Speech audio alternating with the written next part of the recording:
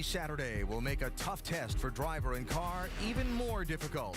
Today, a Starfield NASCAR Nationwide Series field takes that test for 300 miles, looking for a very special victory in the NASCAR version of Homecoming. Charlotte, where NASCAR lives, works, and for just a few days a year, races. A chance to impress the hometown crowd, to thank the boys. Welcome America's loudest, rowdiest home. Homecoming weekend taken to a whole new level. The opener of a huge weekend of racing on AC. Today it's the Charlotte for NASCAR Nationwide Series, live from the Charlotte Motor Speedway in Concord, North Carolina.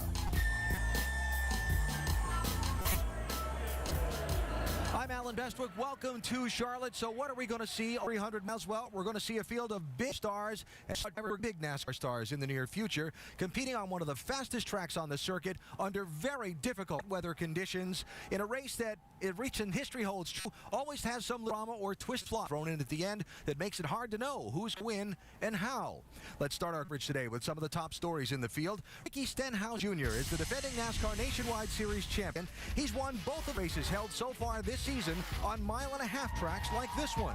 March 10th, he outran the great Mark Martin for the win in Las Vegas. And Friday, the 13th of April, well, that was lucky for Stenhouse at Texas Motor Speedway as he fended off Denny Hamlin on a late restart for the win. He's also the most recent race winner in the Nationwide Series, dominating last Sunday's event at the Iowa Speedway for his third win of the year. Stenhouse starts fourth today. He's our Dave Byrne. Championship leader Ricky Stenhouse knows it's hot out here today. Do you have any concerns over car or driver fatigue today? Nah, I think we'll be all right. I think it's just part of the game, but it's the same for everybody. So I think got a decent setup on our Ford EcoBoost Mustang. It's it's a little slick out there. We were a little tight in practice, a couple days ago, Thursday. So I think we got it worked out. We were really loose in qualifying, which generally plays out pretty well here. So we qualified on the pole last year and was really, really tight in the race. So if we can tighten up just a little bit, we should be all right. Now, last year, you had the advantage of also being a Cup car for a variety of reasons. Do you miss that this year, and if so, how much? Oh, heck yeah, I miss it. That was a lot of fun, right? The British 21 for Trevor and those guys. We've been able to focus on our Nationwide car this weekend, and it's a big priority to go out here and win another championship, and that's what we're going for. But we got to take it one race at a time. But definitely miss being in that Cup car. That was fun. Well, he's got a good qualifying set, and we'll see what the championship leader can do with today's event. All right, Dave, thanks. A third of the way into the NASCAR Nationwide Series. And a look here at the drivers who have won multiple victories so far in this campaign. Stenhouse, his rival for the title, Elliott Sadler. Focused on the driver in the center, Joey Logano, a three-time winner this season, including the last two straight races he's entered at Talladega and Darlington. Logano goes for 3 straight and 4 overall from the first starting spot today. He's with Shannon Spake. And Alan, it is third pole of the season for Joey Logano. Joey, finish this sentence for me. In order to end the race where you're starting the race, you have to do what? Oh, there's a lot to that. There's a lot to that answer. I think we're going to be all right. I got a really good against qualifying. I think my balance was really good in qualifying and be able to get the pole. So anytime you can get, a good lap down with the best, it's not good. It shows that the car has speed in it. So I'm happy about that. I got an awesome suit. I got an awesome car, and we're going to go out there and win this thing. Joey and his awesome suit will be chatting with us during the race. He's a race reporter. If you want to ask him a question, go to ESPN.com, keyword in race reporter. Shannon, thanks. Look forward to chatting with Logano during the course of today's race. A points penalty for Elliott Sadler has given him some ground to regain today. That's next on NASCAR Countdown from Charlotte. Sadler earlier today meeting with the families of service members who were killed in action in Iraq. Of course, this Memorial Day weekend, the NASCAR community proud to support U.S. military families, part of a campaign that will be going through the summer months. More on that coming up shortly. Charlotte, North Carolina, home to the NASCAR Hall of Fame, where all the greats of the sport are being enshrined. The brand new Hall of Fame, only a couple of years old. Wednesday, those who will be inducted into the shrine in 2013 were selected. Buck Baker, a 46-time winner, back-to-back champion in 1956 and 57, was elected. Cotton Owens, a winning driver and 38-time winner as an owner, prepared and fielded cars for David Pearson, Junior Johnson, and more. Herb Thomas, 48 times he won in just 228 starts, a winning percentage of an amazing 21. And Leonard Wood of the famed Wood Brothers, who will join his brother Glenn in the Hall. Leonard with 96 wins and 117 poles as a crew chief. And then there was Russell William Wallace Jr. You know him better as Rusty, a 55-time winner, 9th all-time. Those 55 wins in the era of only racing 30 or so times a year. The 1989 champion, joining champion crew chief Andy Petrie and I for the call of today's race. Congratulations. What's it feel like to be a Hall of Famer? I'm incredibly humbled. I'm incredibly excited. I didn't think I'd get in this early. I really didn't. I mean, you had great names out there, Benny Parsons, Fred Lorenzen, just to name a few. And I got in. I'm pumped up. I really am. It's well-deserved. Congratulations. Thanks a lot. I really appreciate it, I guys. agree, Thank you. well-deserved. Who better than a Hall of Famer to ask about why big names always seem to win this Charlotte race? It's always the big names that win here. Why? Alan, it really is. This is a fast racetrack. It takes a great handling car. You got to have a great car. You got to have a lot of horsepower. And generally, when you have good cars and good horsepower, you got the best team. In order to have the best team, you got to have the best drivers. So it all comes together, and that's what you got to have here at Charlotte to get the job done. Big races do bring out the best in people, and this is the second biggest race for this series. Daytona probably the biggest, but this one is too. This is a big one. People want to win here. You bring your best cars. I always used to bring new race cars here, try to have my best engines and have my crew as good as they can be, as sharp as they can be to try to win this one. And when the great drivers are at their best, great things happen. There are some drivers on their way to becoming what they hope are big names in NASCAR racing who hope to upset that apple cart a little bit today. Mike Massaro is with one. Yeah, that would be Austin Dillon, the Nationwide Series top rookie at the moment, but he did draw from the experience of one of those established drivers, that being Kevin Harvick. I saw you working very closely with him during practice on Thursday. What did he show you that could help you today? You know, just it's real line sensitive, especially with the temperature. And when the temperature rises, the track changes, and we'll be trying to keep up with adjustments all day. But Harvick really helped me with the line around here. I was kind of fighting a tight race car, and he helped me figure out what I needed. And I think we've got a good Bass Pro Shop Chevrolet. Good luck this afternoon. Thank you. Austin Dillon looking for his first career Nationwide Series victory, and also trying to return the famous number 3 made famous by Dale Earnhardt back to victory lane here in Charlotte. Dave Burns. Mike, Danica Patrick has been doing the back and forth between the Cup Series and the Nationwide Series this weekend. Danica, for this race today, bigger benefit or kind of more hectic going back and forth? We'll see, won't we? I think overall it's a good thing. You know, we had a good qualifying run today in the middle of those 2 Cup practices, so I can't say it's a bad thing. So hopefully we have a good day. You know, I think that the big deal here is going to be that it's hot, it's slippery. The end of Cup practice got really slippery. And hopefully the car's consistent. I just think that's, you know, that's going to where it's really going to pay off today, is to have consistent runs. So hopefully we have that and we can get a good result for the GoDaddy car. I feel like we've had good weekends going and haven't finished them off, so I hope that this is one of those weekends we can finish off really well. Levied against Elliott Sadler and his team after last Sunday's Iowa race. Sadler's car found to be lower than allowed in post-race inspection, so his crew chief Luke Lambert was fined $10,000, and Sadler and the team docked 6 driver and owner points in the championship. That leaves him 34 points or positions on the track behind rival Ricky Stenhouse beginning the day. Shannon, he's got some ground to make up. Yeah, Elliott, 34 points out of first. I know that there is a lot of racing left to go, but still, how does that point deficit affect maybe how aggressive you plan to be moving forward to get that win? You know what, that's a really great question, and we kind of decided this week, let's just go race and win some races and let the points do what they may. We can't be worried about chasing points or worried about what the 6 cars doing. We had a whole lot more fun, and we won the races at Phoenix and Bristol, and we definitely got a car good enough to do that today. The One Main Financial car is really good in practice on Thursday, and that's a good question. But we need to be aggressive, take chances, and keep ourselves in position to win races. We had a great chance to win Darlington and Iowa doing those things, and we're going to try to keep that up today. And of course, Elliott hanging out with his biggest fan and good luck charm, his son Wyatt. Guys?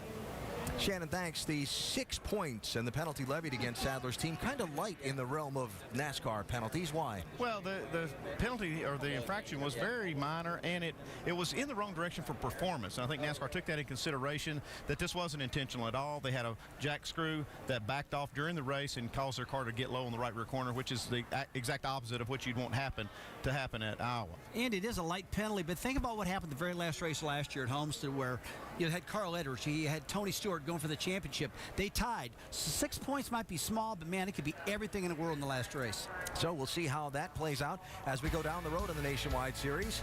A fast pre-race show for what is a race at one of NASCAR's fastest tracks, Charlotte. The opening ceremony coming up next.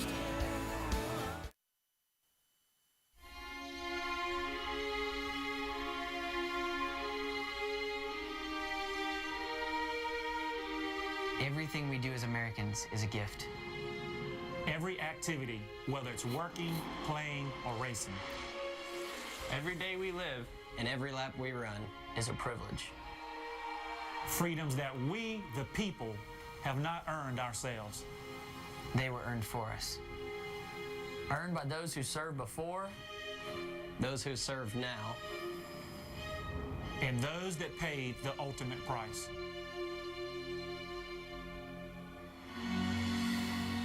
We get to do this because of what they have done before and what they're out there doing today. So as we begin the summer season, Let's celebrate, let's live, And let's race. to honor them, to thank them. the real heroes that wear the real uniforms. It's Memorial Day weekend, America. Let's go racing.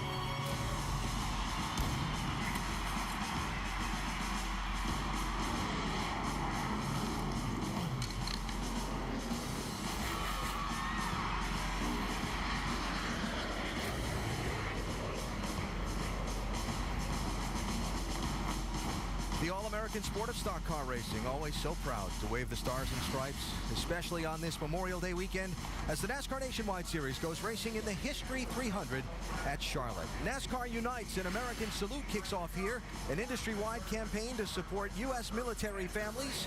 You can find out more at NASCAR.com/unites. You'll see the red, white, and blue over many of these race cars in today's field. We go trackside now for the opening ceremony. Ladies and gentlemen, please rise and remove your hats as the 120th Fighter Wing from the Montana National Guard presents our nation's colors. Please remain standing as retired United States Army Chaplain Archie Behringer offers today's invocation. Shall we pray? Our Father, we thank you for this beautiful Memorial Day weekend you've given us. We thank you for the privilege of living in a free country where we have the right to pursue the American dream of life, liberty, and happiness. I ask your very special blessings upon both drivers and teams here today. I pray, oh Lord, that you would be with them in a very special way, that you would grant them nerves of steel, a steady hand, and a heavy foot. And Lord, may we have a safe, enjoyable, action-packed race today, one that would bring this great crowd to its feet in awe and in wonder as we've never seen before. For we ask this prayer in the name of the one who won the greatest race of all time, who defeated the devil and conquered death, and today sits at the right hand of God the Father Almighty in heaven in Victory Lane, Jesus Christ our Lord, who was, is, and the greatest champion of all times. Please welcome Universal Music recording artist Crystal Keith as she performs our national anthem. Oh, say, can you see by the dawn's early light what so proudly we hailed at the twilight's last gleam, whose broad stripes and bright stars through the perilous fight o'er the ramparts we watched were so gallantly streamed, and the rockets' red glare, their bombs bursting in air, gave proof through the night that our flag was still there. Oh, say does that star-spangled banner yet wave o'er the land of the free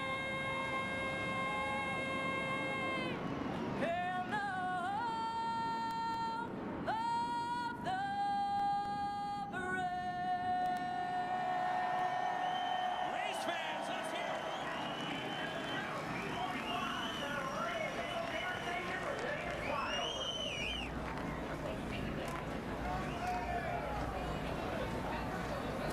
Time for the drivers to buckle in for an afternoon of hard, hot work.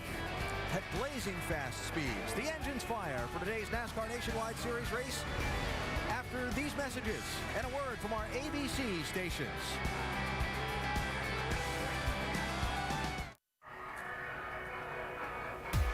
Memorial Day weekend in NASCAR means Charlotte Motor Speedway, where the NASCAR Nationwide Series will fire them up in just a moment. Be part of the conversation during today's race at NASCAR ESPN. Let us hear from you. Go back and forth on items going on and items of interest to you during the race. That is how you find us on Twitter. Some more stories from pit road before they fire them up. Shannon? Well, Alan, for Penske Racing and for team owner Roger Penske, no bigger weekend than Memorial Day weekend. Of course, he has the 2 NASCAR races here and the Indianapolis 500 at the Brickyard. 1,400 miles of racing between his teams over the next 2 days. And while Penske has 15 Indianapolis 500 wins, he's never won here at Charlotte and at the Brickyard on the same weekend. Now, his 2 drivers in the field today, Sam Hornish Jr. and Brad Keselowski, they're looking to start the weekend off with a win for the captain. Mike? As he assesses the challenge he's facing today, Travis Pastrana says this is the fastest track he's been on since coming to NASCAR. He got a true taste of that during qualifying when he lost control of his car. That spin relegated Pastrana to a 42nd place starting position this afternoon. So, how does he approach it starting at the back? He told me moments ago, very carefully, because he doesn't want to make the same mistake twice in the same day, Dave Burns.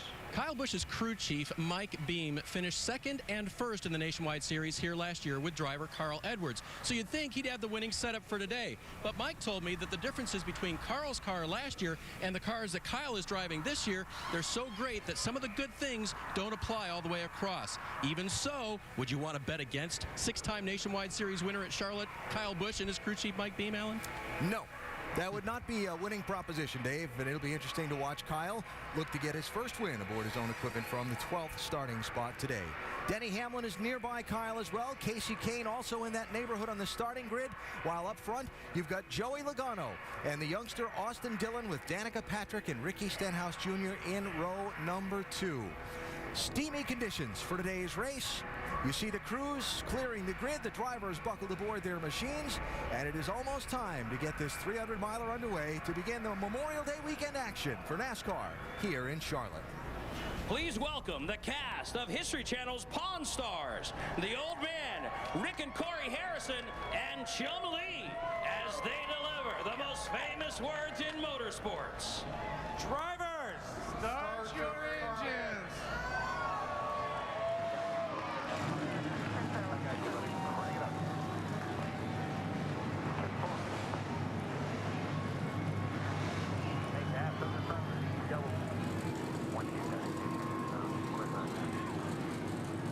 Almost time to go and get this action started here on this very quick 1.5-mile racetrack in the sports hometown of Charlotte, North Carolina. Use the old Johnny Carson line. This racetrack is fast. How fast is it? Well, we've got numbers to back up how fast it really is. Yeah, since this new car has come online for the Nationwide Series, this has been one of the tracks where the speeds have been the highest.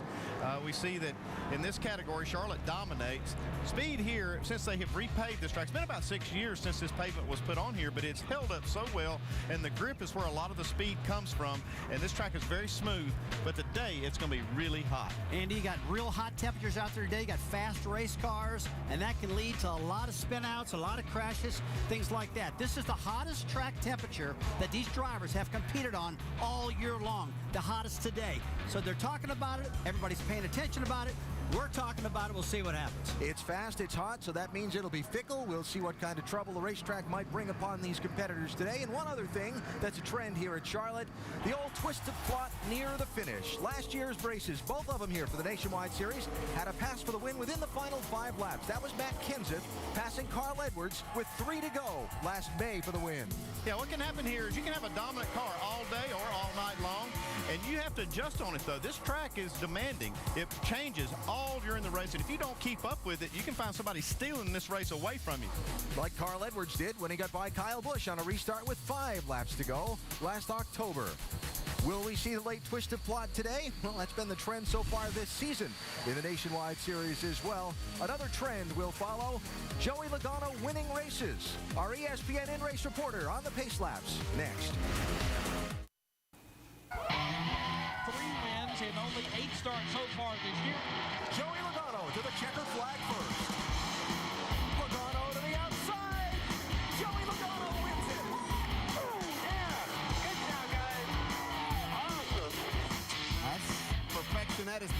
there. It has been 3 wins and 8 tries this season for Joey Logano aboard the Joe Gibbs Racing Toyota, including the last 2 races he has entered.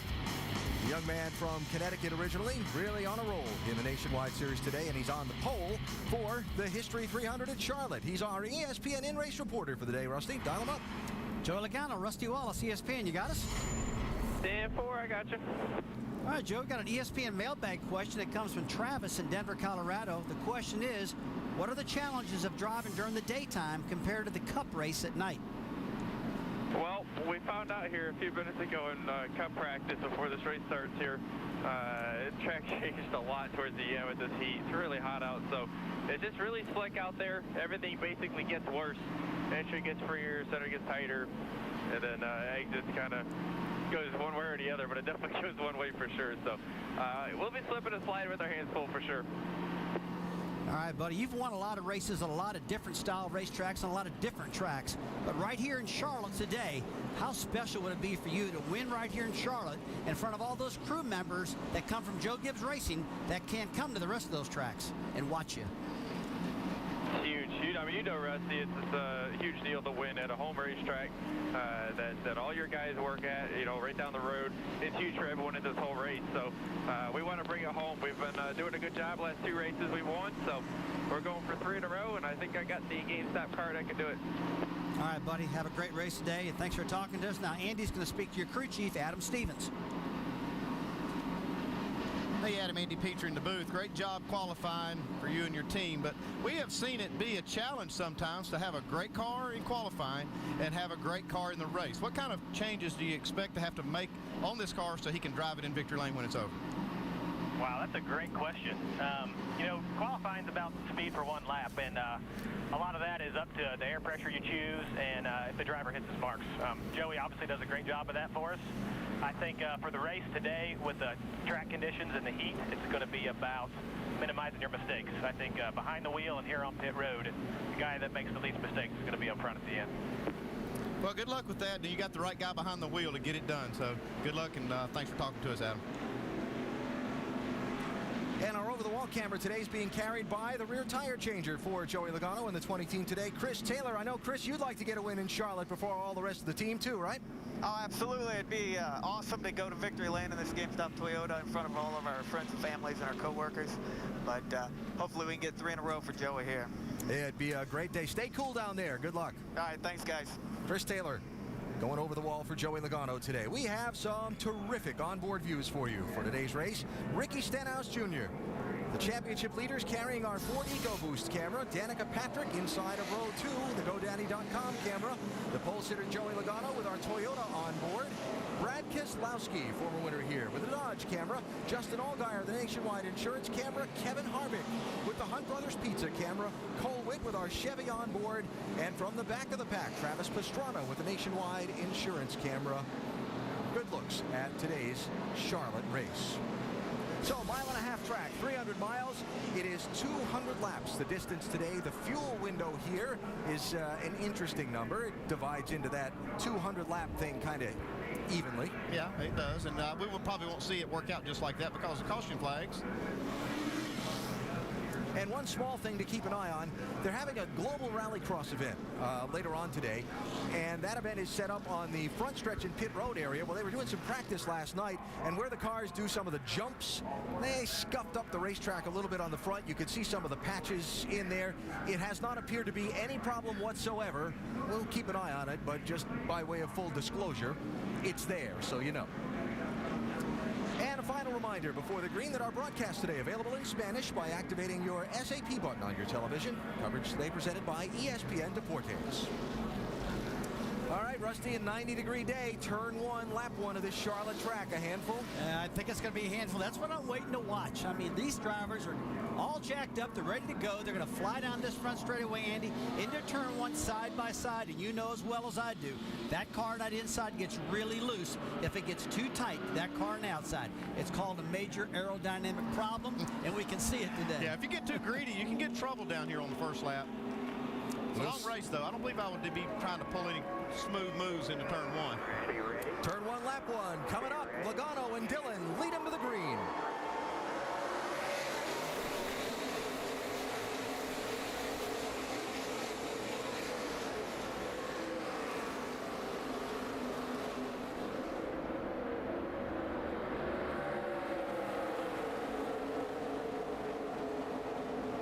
Little stacked up in that outside lane. Dillon a little cautious into that turn one, lap one. Yeah, you see some back in the pack there, 3 wide. Looked like Kyle Busch was one in the middle. Stenhouse to the outside in the 6. Boy, Dillon's got himself sandwiched right in the center right there. That's one of the toughest spots on the racetrack, coming to the start-finish line. But he did a good job in the start, guys, really giving way. Didn't feel comfortable on the outside getting in turn one. Real happy with Austin Dillon, how he treated that move right there. Yeah, and Danica Patrick got a great start right there to come out in second place. Kevin Harvick on the move, 33 car. And for second place, yes, this is Charlotte in May, not Indianapolis. Sam Hornish and Danica Patrick. Had a little run in at Talladega a few weeks ago. Yeah, there's just no love lost between those two right there. And Sam wants to get in front of him or get gone. Well, those tires are sticky and they got a lot of grip to them. You got to get all the positions you possibly can early in this race, because when these tires feel a bit wore, it's hard to make those passes. How about Stenhouse? He's already working the top, got the momentum off of turn 2. Working Danica Patrick here for third. You know, Andy Stenhouse is one of those fellas that got a little loose in qualifying and also said, hey, once this race gets going, my car feels good. It seems like the car is a little loose in qualifying. It's just right for the race. We heard a lot of competitors talking about that after qualifying was over this afternoon. That's one of the reasons I asked Adam Stevens that, because they had got the pole with a good car, but sometimes it makes a car that's a little bit too tight to get it done with the race, getting underway here, getting laps on the tire. Kyle Busch in that 54, a little trouble getting up off turn 2 on the bottom there. Slides in behind Brad Keselowski. Kyle Busch's car, Alan, that's one of the cars I want to look at today. He's had some problems earlier in the year in a 1.5 miles. This team's got a bit more time under the belt right now. We'll see if they got this thing straightened out. Supposedly, that Toyota engine, the Nationwide engine, has been down on horsepower compared to the rest of them. And Kyle complained a lot about that at the beginning of the year. Maybe those guys have hopped this thing up a little bit for this race. 7th place there, the side-by-side. 22 Keselowski, 2 Sadler. Sadler going way up high. See how that works with Kyle on the bottom side. And that's one great thing about this track here in Charlotte. You can really work the top side of turn 1 and 2 and 3 and 4. But it seems like it more happens down on the exit of turn 4. We're going to spin off at turn 4, Looks like guys. It's Pastrana again. It is Travis Pastrana in the grass. Caution is out. I say again because he spun in qualifying. Come on, come on. All right, right to the box. 4 tires. 4 tires, guys. 4 tires. Travis Pastrana started at the back of the field because of that spin in qualifying Andy mentioned. He was running 32nd at the time. And he's going to have to get some new shoes on that car after the spin into the grass. You know, he had a major spin in Darlington in practice, didn't hit anything. He spun this morning, didn't hit anything. Now he spun again. It doesn't look like he's too bad right now. He's good at spinning them out, I'll tell you that, of not hitting anything. And that takes talent. On board. I think that car's pretty loose, man. Yeah, guys, you know, he's not doing anything wrong, Andy. This car is just, it's like you said, they've got it set up way too loose for him right now. And one of the things is Pastrana's not run enough of these races, and none of them on 1.5 mile tracks to know what he really needs. So he may not be giving the feedback back to the crew so they can get this car tight enough for him. I think this is going to be a real learning experience, this race is for him. It's so slick getting in. The track's really, really hot, but we had no side bites for some reason. He lost a lap there getting those fresh tires while the leaders came by. So Pastrana will be a lap down, back in 41st position as we get ready to restart in a moment. Not believing we'll see any of the front runners on the pit lane here. Right? No, not after just 6 laps. They're probably going to stay out. You might see some of the people at the back come in and make a few adjustments. So first caution is out in the History 300 at Charlotte for the NASCAR Nationwide Series. 32nd place at the time. Travis Pastrana went for his second spin of the day. But like he did earlier in qualifying, he got away with it, didn't hit anything, and he will continue on in the race.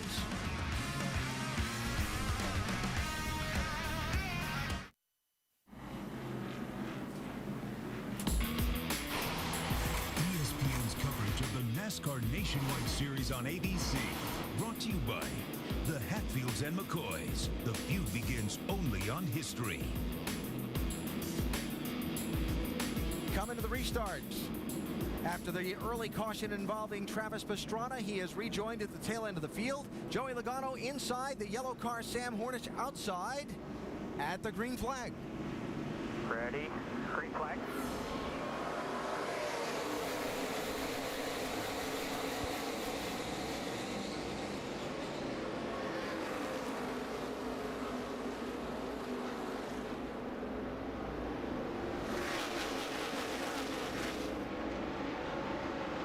Logano gets clear. Stenhouse 6, trying to get second away from Hornish.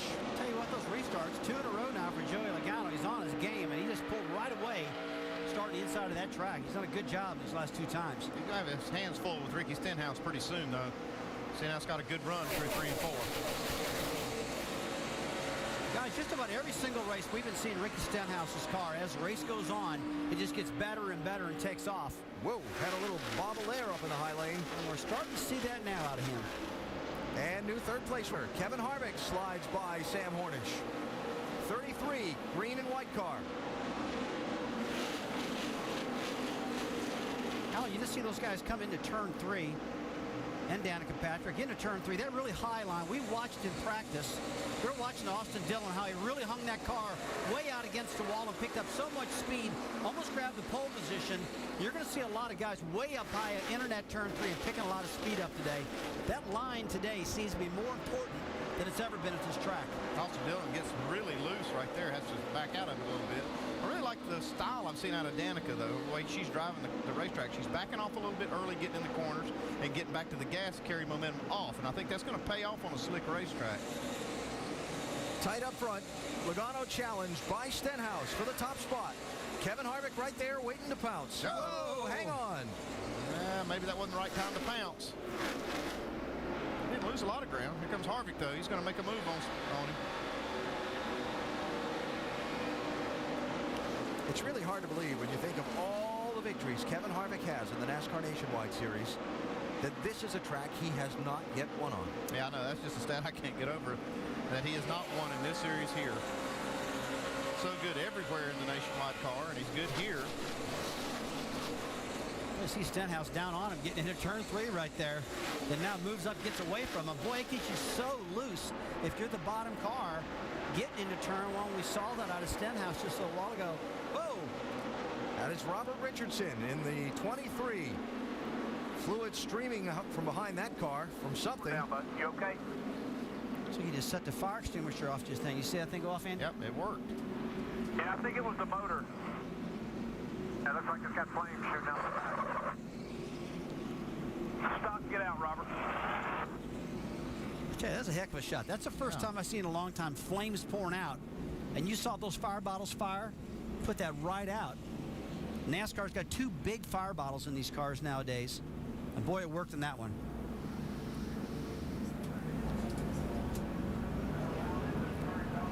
Robert Richardson was running in 34th place at the time. And you see him there talking to the safety officials, and obviously there not being the urgency to hurry out of the car anymore after that fire suppression system. Watch this. Yeah, you can see the engine just blows up big time. And then he can't steer the car because of the oil on the track and getting on the tires. This is where you kind of worry about that fire, though, as you come off the wall. A good view from Pastrana. Worst possible place that can happen. It seems like it's always where they blow up, is right entering the corner. Yeah, highest RPM. when you're going the very fastest, and it sounded like it blew up when he let out of the throttle, and he was able, close enough to the wall, he could just glance up to it and really not spin and back into the wall or driver's side first, something dramatic like that. It's probably the best way to blow up if you're going to hit the wall. None of the front runners came in. Denny Hamlin did pit from back in 14th position, so we'll be back after this message and a word from our ABC stations.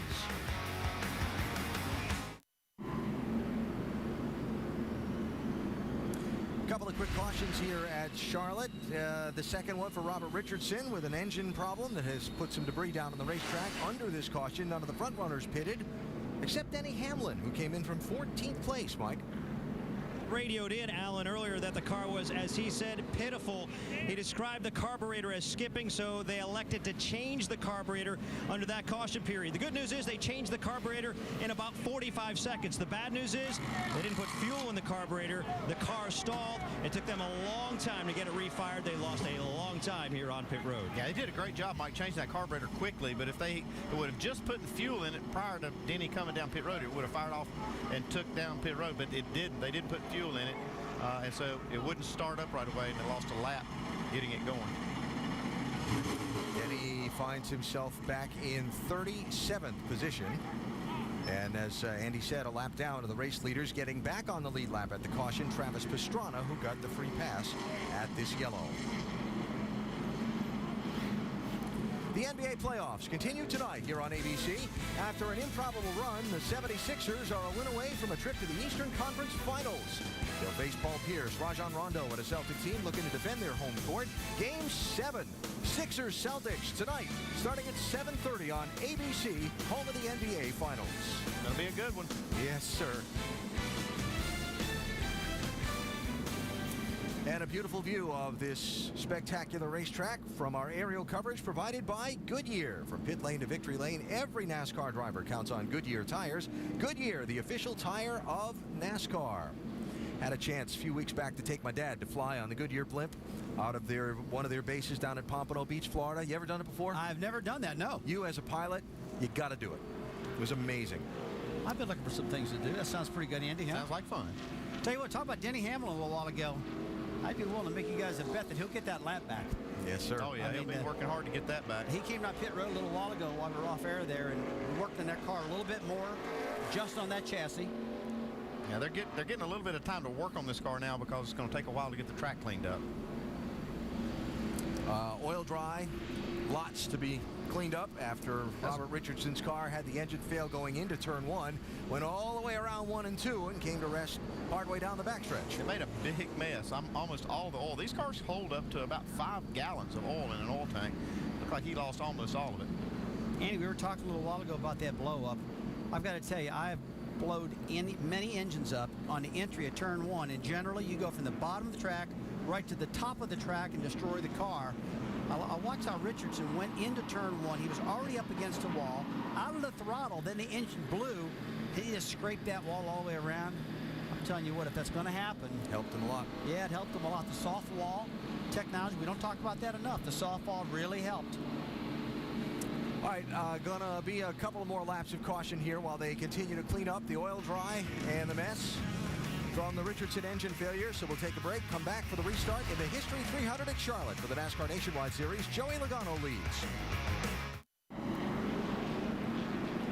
The History 300 at Charlotte about to go back under the green flag. Reminds you to go to NASCAR.com for all your latest NASCAR information. Cleaning up already the second caution in the opening 20 laps of this event.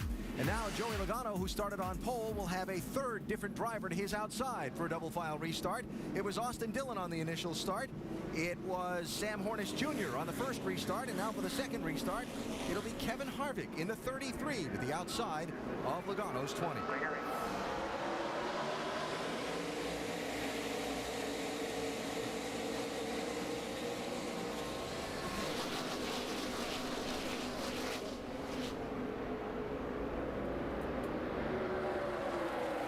The first time we've seen a good restart on the outside. And Harvick really hung strong up there. A lot of grip on the top of this racetrack, a lot of momentum also. Well, look at Harvick drive that thing down in the corner. And out of it with the lead. Yeah. First lead change of the race, Kevin Harvick to the point. I'll tell you, right here at Charlotte Motor Speedway, that's one of the most fun turns to watch. The entry of turn 3. And when they come flying off that turn 4, they get so darn much momentum up there and so much grip. Used to watch Jimmy Johnson win those races in the last corner here a couple times in Charlotte with all that momentum. Denny Hamlin, by the way, restarted 37th a lap down after the carburetor change. Ricky Stenhouse in the 6 had his hands full there. You see Ricky just get up there, lost his grip. Opened the door up there in the bottom and just got that car way loose. It looks like it's just too free at the moment, but as these things start burning some fuel off, generally they'll tighten up a little bit. Good thing he had a good grip on the steering wheel. Huh? Yeah, really. I watched Stenhouse do that a lot this year, though, Alan. Just have him out of control and just stay wide open in the throttle and get away with it. Kid's got a lot of talent. We all know that. Side by side, 5th place, Brad Keselowski 22, James Buescher in the 30. And Buescher will grab that spot. James Buescher now making the move on Stenhouse. Buescher won that opening race at Daytona kind of by a fluke, but he's run well this year in a lot of races. Yep. I was having a heck of a race at Daytona. That was such a big race for him. I mean, to win the Daytona opening race, that was like one of the majors, that's for sure. And right here in Charlotte, I would consider this one of the major nationwide events also. This is a race that all these guys want to win, and gal. Just a really big race here Memorial Day weekend. Last corner didn't work out so well for Buescher. Keselowski by him. There's Casey Kane by him. Danica Patrick hanging with this group. Stenhouse looks like he's got his hands full, Dave. The day of battling the racetrack, the heat, and everything else. Right now, Stenhouse's car is loose everywhere. He said during the last caution, if we could snug it up about a point, we'd be solid. They've been talking about making a wedge adjustment that changes the balance of the race car, try to get back in the driver's hands. There they are. And they're busy. I think most drivers would say, I need it tighter by more than 1 point. But with Stenhouse, the way he can handle that car, and he doesn't mind it to hang out and to be able to chase the back end. He can drive it that way. You know what? I don't even know what that means, 1 point. I mean, a lot of drivers... I'm guessing a scale of 1 to 10. Yeah, so I've got 1 round of wedge, 2 rounds of wedge, or I'm real loose or just a little loose. Tell by that pitch in the voice. That's right. You see just how fast they're going down into turn 1, over 180 miles an hour. Look at Stenhouse chasing it up the hill. Carry the momentum, though. Gaining on Hornish. Yeah, he's running the top side of that racetrack. He's really trying to get some bite up there. Ooh, 9th place here. Elliott Sadler going to grab that spot from Danica Patrick. Austin Dillon, remember in that 3, started on the front row. Falling back outside of the top 10, trying to work his way back forward.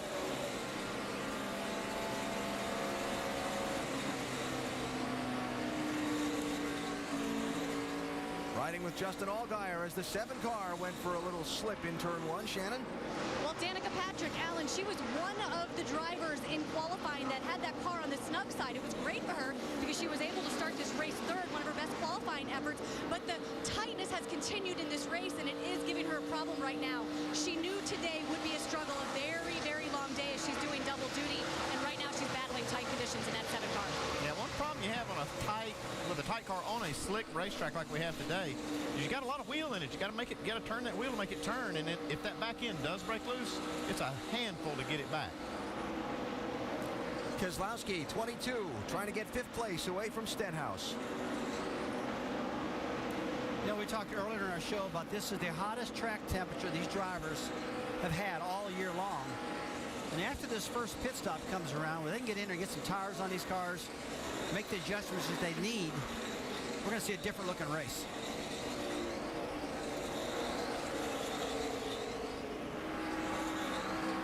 See Casey Kane back there behind Brad Keselowski. He's notoriously good at this racetrack, running the top side of the track.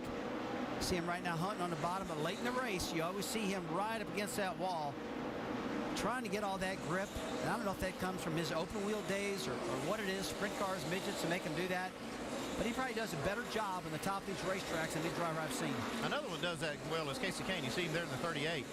I've watched him. He's been exploring this racetrack a lot. He's on the bottom now. I saw him earlier making some time up top. Kind of reminded me of what I saw last night over on the dirt track. He was running a World Atlas car over there. And, boy, you really have to move around to try to find grip on those dirt tracks. Let me ask you something. Did I just not say Casey King, or did I say somebody else? Because Casey Kane's what I meant.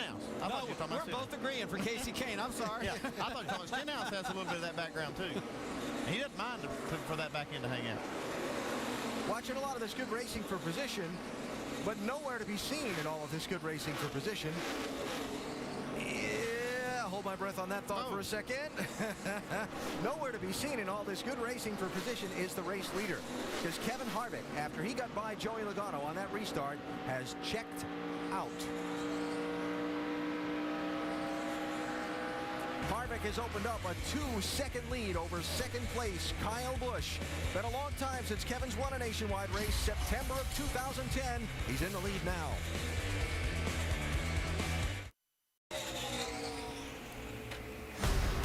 Tomorrow, the 96th Indianapolis 500-mile race. Intriguing storyline setting up for the day. Dario Franchitti, fastest in carb day, the final practice, but he's starting midfield in 15th. Ryan Briscoe on the pole for Team Penske, seeking another Borg Warner trophy for the captain. The Indianapolis 500, telecast presented by GoDaddy.com. Coverage beginning at 11 a.m. Eastern, 8 a.m. Pacific, here on ABC. Can't wait to see it. Me neither. The brand new cars up there. A lot of real fast speeds. 232 miles an hour in the straightaways at Indy. Fast speeds here in Charlotte today for the NASCAR Nationwide Series. This the race for third. Joey Logano in the 20s started on pole. Ricky Stenhouse Jr., the championship leader in the series, trying to get that number 3 spot away from Logano in lap traffic. Tell you what, I just love these old hot slip racetracks. It makes for a great race. I mean, all these cars all bundled up together right here. Yeah, Because they're slipping and sliding. They're having a good race with these 3 cars. I'm just watching Logano get those left side tires down below that white line a little bit, and I held my breath.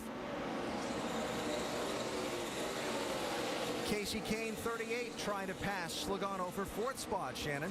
Well, you heard Joey Logano, Alan, in Countdown say he was pretty surprised that he got that pole. He said the balance was off on his car.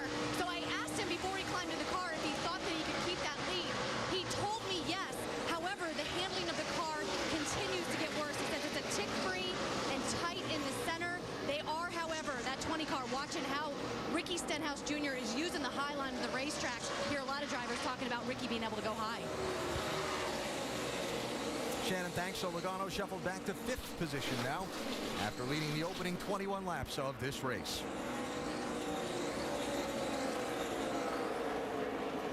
See, when the car does 2 different things, when it's loose in and pushing in the center and loose off, that's what a crew chief doesn't want to hear. It's hard to fix it when it's doing 2 or 3 different things. Yeah, if a driver says, hey, I'm just loose getting in the corner. In fact, I'm loose all over the place, guys. That's one direction you can go to fix it. But when you got to do 2 things, they get you a scratch on your head. In lap traffic, Justin Allgaier will try and take advantage of Austin Dillon. Allgaier 31, Dillon 3. Wow, that was close. Wait. Joey Gase in the 52. Looking to make a move around Angela Cope in the 00. Not on the lead lap, the both of them. That looked like rush hour traffic on the 485. Gets a little thick around here in Charlotte sometimes, doesn't it? Brian Scott there in the 11 for Joe Gibbs Racing, running in 12th position.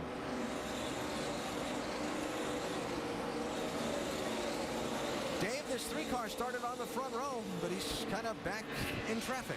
Yeah, Alan, he got shuffled back early, really from the line that he was in, not moving very well at the start. Has been trying to claw back, but a car that, according to the driver, is loose in and has no side bite on exit has been really giving Dillon problems. They've got some adjustments planned for the first pit stop. All right, Dave, thanks. Second place here.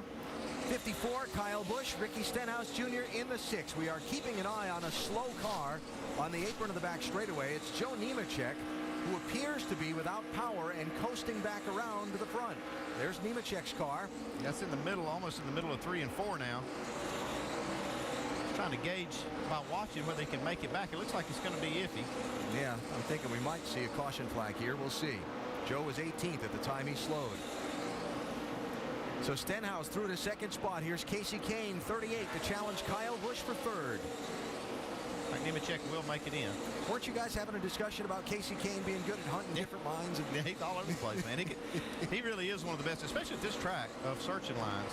I've seen him win races here from the bottom and the top. I was just getting ready to mention, let's get a camera on him because he's up there in turn 3 and 4 scraping around the wall. And I look back down, he's on the bottom of the track. Yeah. I think I'm just going to keep my mouth shut till he finally lays that baby up on the top side of the track. Then we can see the old Casey Kane come out. Casey to 3rd. Kyle Busch looked like he had a little walk out of the back end there coming off of turn 4. He'll slip back to 4th. You know what, guys, this is probably the most slip and sliding I've seen out of the Nationwide cars all year long. And if this is what a hot track's going to do, I think it's going to set it up for some good racing in the summer out of these guys. Drivers out you, Jay. Yeah. to be tough racing in heat like this as a driver inside these hot race cars and maintaining focus all day, though, Rusty. Well, it is. I mean, because your tempers, you know, start getting out of control. If your car's not handling, the first thing you're doing is starting to complain on the radio. Crew chief's telling you, calm down a little bit, we'll get it on the next stop, or calm down, you're fine, and the driver comes back and says, I'm not fine. Quit trying to pump me up. You see there, Kasey Kahne took that car all the way below the yellow or the white line on the bottom, on the apron, trying to find some grip. Joe Nemechek did make it back around. He has turned into the Sprint Cup Series garage entrance and coasted behind the wall, so we stay under the green flag, and Kevin Harvick has left him. He's given up a little bit of the lead in the last couple laps, but almost 5 seconds on second place. Well, at this point, when you have a lead like that, if I was his crew chief, I would say, hey, there's no reason to really punish the car. You know there's going to be a caution. Something's going to happen. Just you know, chill out a little bit. Try to take care of the stuff, and no reason to stretch out a big lead early in the race. Well, one thing I've noticed, Ricky Stenhouse right there in the left of your screen, his last lap by was a 31.14. He was the fastest car on the track, and Kevin Harvick has backed it off to 31.30. So, you know, a little bit slower right now than Ricky. But we know, notoriously, Ricky gets better as the race goes on. One thing about Ricky, though, you can visibly see the way he drives his car. He's more aggressive. He's driving that car so hard. He'll find a way to make it go. Sorry, Andy. First move to pit road under the green flag will be Danica Patrick, who had fallen all the way back to 16th place after starting in third. 7 car headed all the way down toward Shannon. And Danica Patrick, as she makes her way into her pit box, guys, she's been trying to move around, find another line on the racetrack, trying to find some speed out there. I told you earlier that she was tight on about lap 7. Well, she did radio in and say that her car was going to the loose side. Sunoco fuel and 4 tires for the 7 of Danica Patrick. Who now needs the race to stay green through the complete cycle of pit stops to try and work back around in her favor. It shouldn't be many more laps before we see all of the leaders on pit road. And you know what they just said about Danica's car starting out tight, sliding the front end, then all of a sudden it goes from sliding the front end to sliding the back end. That seems like a car that's not balanced real well. We heard earlier that she was messing around with the brake balance, putting some more brake pressure to the front of the car, trying to tighten that car up a little bit. Sam Hornish is on pit road. We've got a car in trouble on the front straightaway, smoking the 00 car of Angela Cope, and the caution is going to come out just as Kevin Harvick slowed to try and go to pit road. He managed to dive back out onto the racetrack. Shannon? Sam Hornish Jr., Alan, he says he's tight on the top, even tighter on the bottom as those guys go to work on the car. He is down and away. Mike Bliss also on the pit lane under the green flag before the caution came out, we think. There is the 00 car of Angela Cope, who has brought out the 3rd caution of this race already. And the caution coming out just as Kevin Harvick was looking to make the move to the pit lane for a green flag stop. I thought he had already committed to this. He got slowed way down. I thought he had already made the move to pit road, but just at the last second, you see that cone, he comes around the track to stay out. Can't hit the orange cone. Nope, can't hit it. And if you're going to make a pit stop, you have to pass to the left of it. If you're going to stay out, you have to pass to the right. There is Cope out of her car. But it will be a much shorter day than hoped for Angela in her 5th career Nationwide Series start. So now all these front runners will get a chance to come to pit road under the yellow flag for the first time. Harvick, Stenhouse, Kahne, Kyle Busch, Logano, Keselowski, Sadler, Buescher, Allgaier, and Dillon. Your top 10 pit stops at lap 54. Dave? And they'd all like fresh tires and Sunoco fuel, every single one of them, including 2nd place Ricky Stenhouse Jr. Right now, he's in the middle of the screen there. His car loose. He cannot charge the corner. They'll make a track bar adjustment for that. As for Kasey Kahne, top of your screen, he is the 3rd place car. Loose in, but so good, they want to leave it alone and see what the sticker tires do on this run. Shannon? Well, Kevin Harvick, he is down. He says it was perfect in 3 and 4 and just a tick tight in 1 and 2. They are not going to wait for fuel, just a 4-tire change, no adjustments. Alan? Looks like Harvick is going to get off the pit lane holding the lead. Kasey Kahne gains a spot. Logano gains 2. A nice effort by Brian Scott's team on the pit lane. We'll see how this shakes out for Danica and for Sam Hornish as the scoring resets. Caution for the third time here in Charlotte.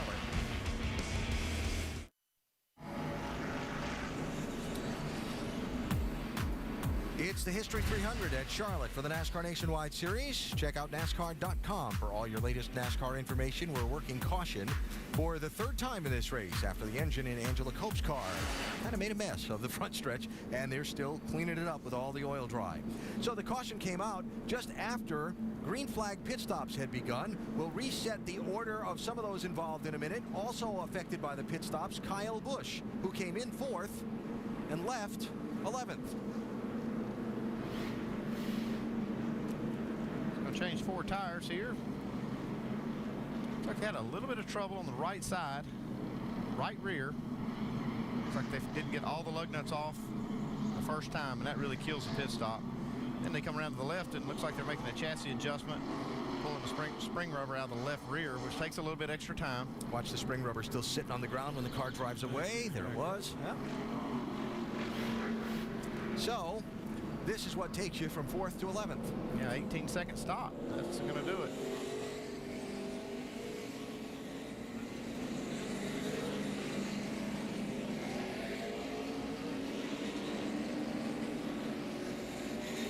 All right, so as we get doubled up for the restart,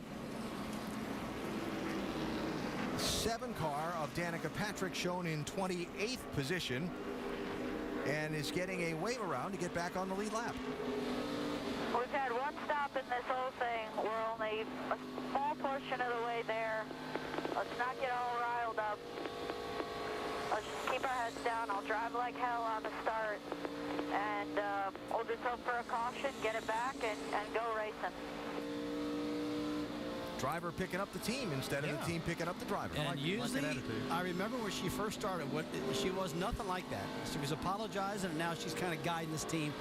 She's come a long way. Also getting a wave around to get back on the lead lap, Sam Hornish Jr. and Mike Bliss. Remember, they stopped under the green just before the caution. Problems for Michael Annett, Dave? Michael Annett was running in the 18th position during that run. A misfiring motor. They've stopped twice on pit road. They believe they have a plug wire that was off back on. He says it sounds a little bit better, but they so far have not had a chance to change tires on this race car. He had that problem last week at Iowa, too. They had a plug wire off. Yep, had a problem similar to this. Up front, Kevin Harvick, Casey Kane for the restart.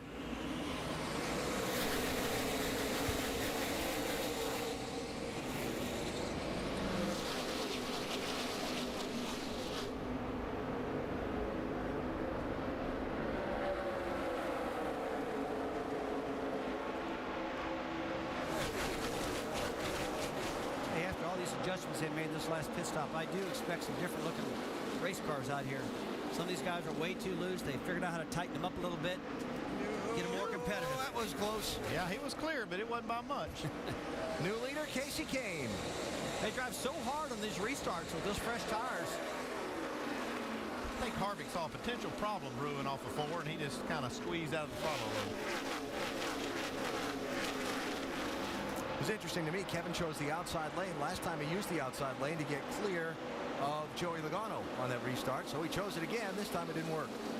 I guess that's going to have him rethinking that strategy if we have another one and he's leading. Back in traffic. 54, Kyle Busch. Oh, spinner, Travis Pastrana. Don't hit anything. Don't mess up your record.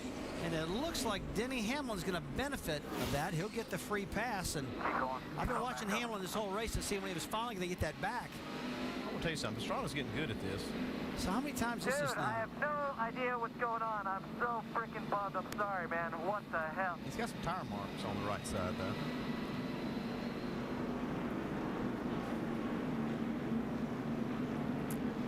Travis is running in 32nd place, down a lap. He's just very, very frustrated. They can't figure out what's going on.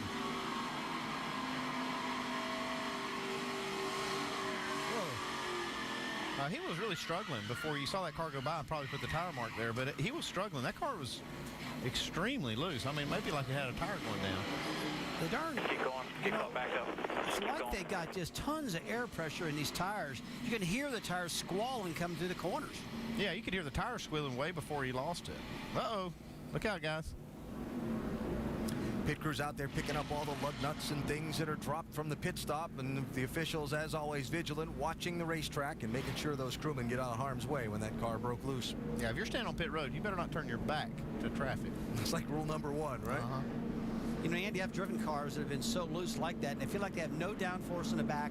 It feels like a lot of air pressure in the right rear tire. And you just got to get a little air out, get some wedge in these cars, make some adjustments, and get the car in the ground. Because right now, they got to go overboard and tighten this car up more than it probably needs to be for him. Because Travis just can't feel what's wrong with this car right now at all. He needs a lot more time behind the wheel. He's getting very, very frustrated. We know he's a world-class driver and everything else he drives. But this is the hardest thing he's ever had to learn. So Pastrana rejoins the fray as we work the 4th caution of this race already. And we're not even 100 miles in. The History 300 at Charlotte with the yellow flag out.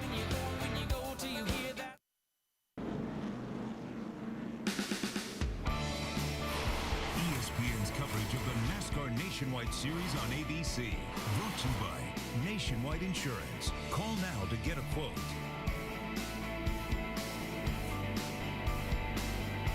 Going to be a Rusty Wallace exhibit in that NASCAR Hall of Fame. Our pal elected for enshrinement in February of 2013. A first ballot Hall of Famer. Rusty joining Andy and myself for the call of today's race, the History 300 at Charlotte, which is under caution for a 4th time today. And an unscheduled stop at this point for Ricky Stenhouse Jr., who gives up 3rd spot on the racetrack, Dave. He may have run over something, Alan, and he's having transmission issues. He said something felt like it hit my feet from the floorboard, and then he felt a big shake and vibration from the shifter lever on in through the transmission. So they're looking everywhere right now for the championship leader. This is a bad situation. It's kind of crazy. It makes you think that maybe something happened inside the transmission that caused the thump he felt on the floor, or vice versa. I just kind of hard to diagnose that one. I'm sure the team is kind of confused, trying to figure it out. I've had big hunks of rubber come off the racetrack and fly underneath the car and cause that, Andy. But to continue doing that, continue vibrating, that's something else. So that is going to put Stenhouse back to about the 28th position for the restart. Mike Kelly is crew chief. Yeah, the best case scenario was that very thing, Rusty, that they maybe picked up some rubber, got on the drive shaft, which was then sling off inside there and hit the floorboard. And it would also cause a vibration. That'd be the best case scenario. Worst case scenario is they got a problem with a part inside the transmission, a gear or a synchronized. Oh, yeah, it's shaking like crazy. You see that right there? Says he can't drive it. No, you can't handle that. Nope, it just broke something big time. Yeah, that's the end of that. Just blew up. Yeah, you can hear the drive shaft dragging, it sounds like. Wow, listen to that thing. Yeah. Or this could be just parts churning inside the transmission that we hear. That's too bad for Ricky. Going green, though, right now.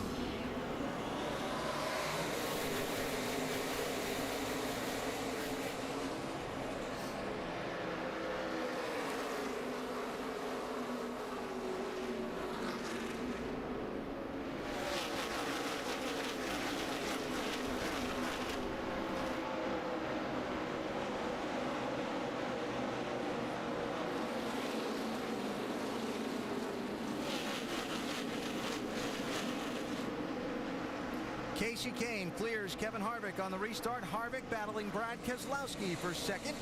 22-33. Stenhouse has gone to the garage. Casey Kane's car is just flat woke up. It is flat flying right now after this restart. And before we saw this car get better and better, he was just not really that well. Running around the bottom of the racetrack, uncharacteristic for Casey. Now this thing's really starting to handle better. What's Elliott Sadler thinking right now with Ricky Stenhouse who's been leading his championship out of it right now? Well, they just need to worry about what they're doing. They're back in 12th spot. They had a problem on pit road earlier. For the lead, Kevin Harvick with a look on Casey Kane. The NASCAR Nationwide Series History 300 at Charlotte, not quite to its one-third, actually just hitting its one-third mark today on a steamy 90-degree afternoon at the very fast Charlotte Motor Speedway. Joey Logano started on pole at the opening 20 laps. Then Kevin Harvick went to the point, built up a 5-second lead, erased by a caution flag. He lost the lead to Kasey Kahne on a restart a few minutes ago. Now has just gotten it back. Lead lap, 28 cars. Story of the day so far, championship leader Ricky Stenhouse Jr., who just had a part on his car, sounding like transmission, driveline, something, failed, and has just gone to the garage, while his rival for the championship, Elliott Sadler, is in the 12th position and on the lead lap. See, the points as they run, Stenhouse will likely lose more spots. He's in 33rd. May or may not lose another spot depending on if they're able to get that car back out. See Joey Coulter up there in the 21 car. He's been doing a good job, and this particular car is running 11th place right now alongside his teammate Elliott Sadler in that 2 car. Both of those cars come out of the Richard Childress Racing shops. For second place, Brad Keselowski and Kasey Kahne, with Joey Logano closely in pursuit, respectively, 22, 38, and 20.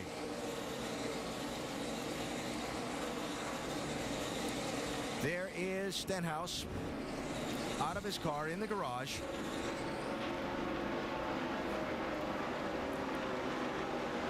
And I want you to watch the back of this 6 car in this replay.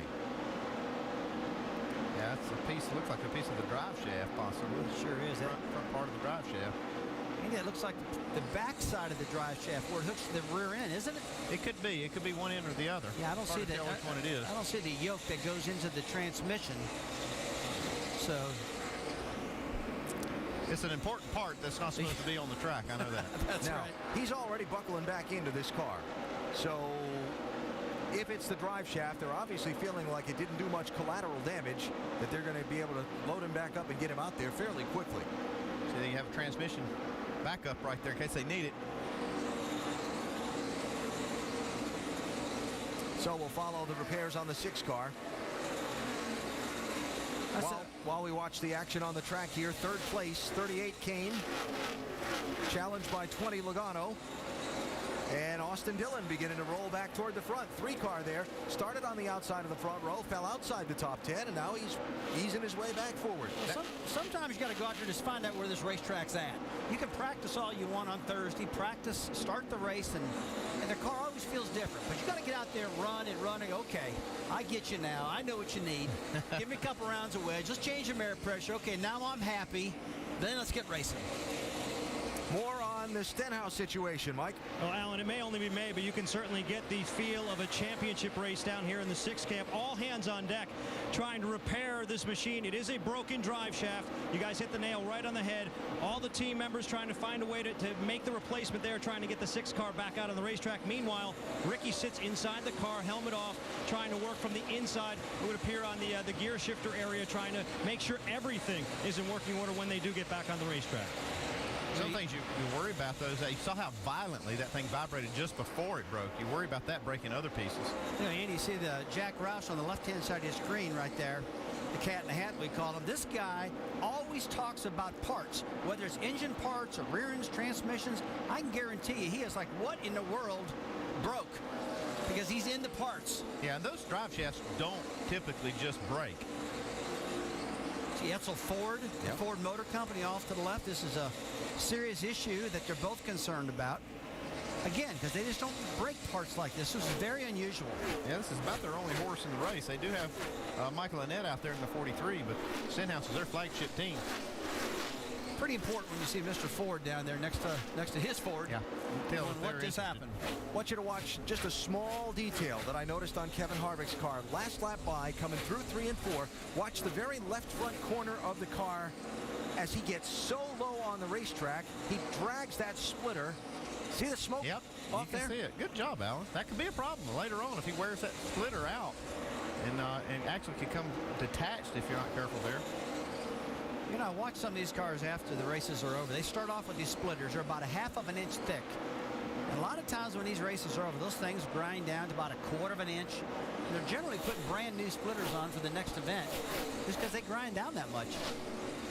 Harvick right now with a 9/10 of a second lead on Brad Keselowski, who runs second in Roger Penske's 22.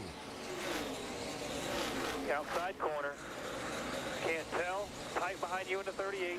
What's this can't tell stuff, man? I don't like that. Don't do that. Just letting you know it's a blind spot for me. Hey, you've never done that before. I don't want you to start doing that. Drivers can just be picky when it's hot. Obviously that a few minutes ago, because there are no cars around the 22 now. Joey Meyer, the spotter for Brad Keselowski. Well, it's about 90 degrees. He has a great rapport. About 90 degrees outside. If it was about 60, he wouldn't be saying that. He'd be a little calmer, a little more respectful. It's like he said, "You've never done that before. Why are you doing it now?" He's like, "Well, why are you doing that to me now?" 22 trying to close in on the lead, Shannon. Alan, it's funny. I spent a few minutes with Brad Keselowski before driver introduction. I asked him how his day's going. Of course, he's doing double duty. He looked at me and he said, "It's really hot outside." Of course, he started 10th here today. I asked him how the car was, and he said, "Listen, I'm optimistic, but I'm also pessimistic." He said, "We have a lot of work to do," and they obviously have worked on that car. He certainly didn't think he would be up here this soon, and they are making a run for that lead. The speeds out there right now between Kevin Harvick and Brad Keselowski, and you're watching them go by. They're identical, basically. They're about a 10th of a second faster than anybody else, but he's not lacking speed, Keselowski, in this 22 car over Harvick, that's for sure. Yeah, he's keeping Harvick a little more honest on this run than the previous run when we went green for so long. Harvick pulled out about 4 seconds. I don't think he's going to be able to pull that kind of lead on Keselowski right now.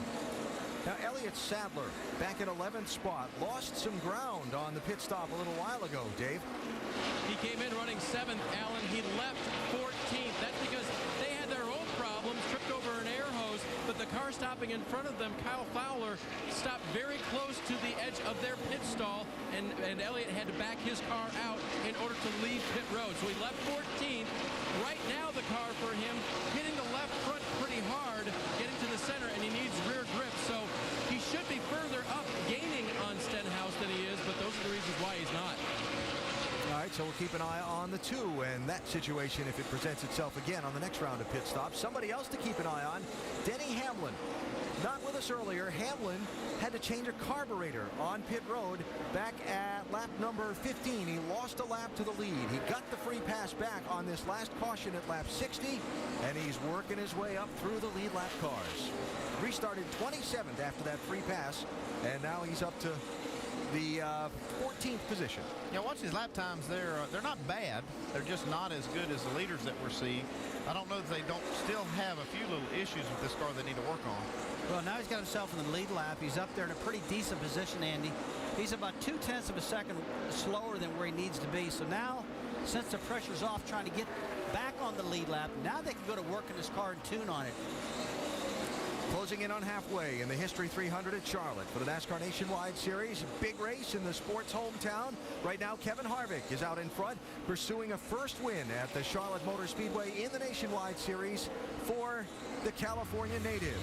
That's one main story. Who's going to win the race? The other main story, championship leader Ricky Stenhouse Jr. with mechanical troubles in the garage.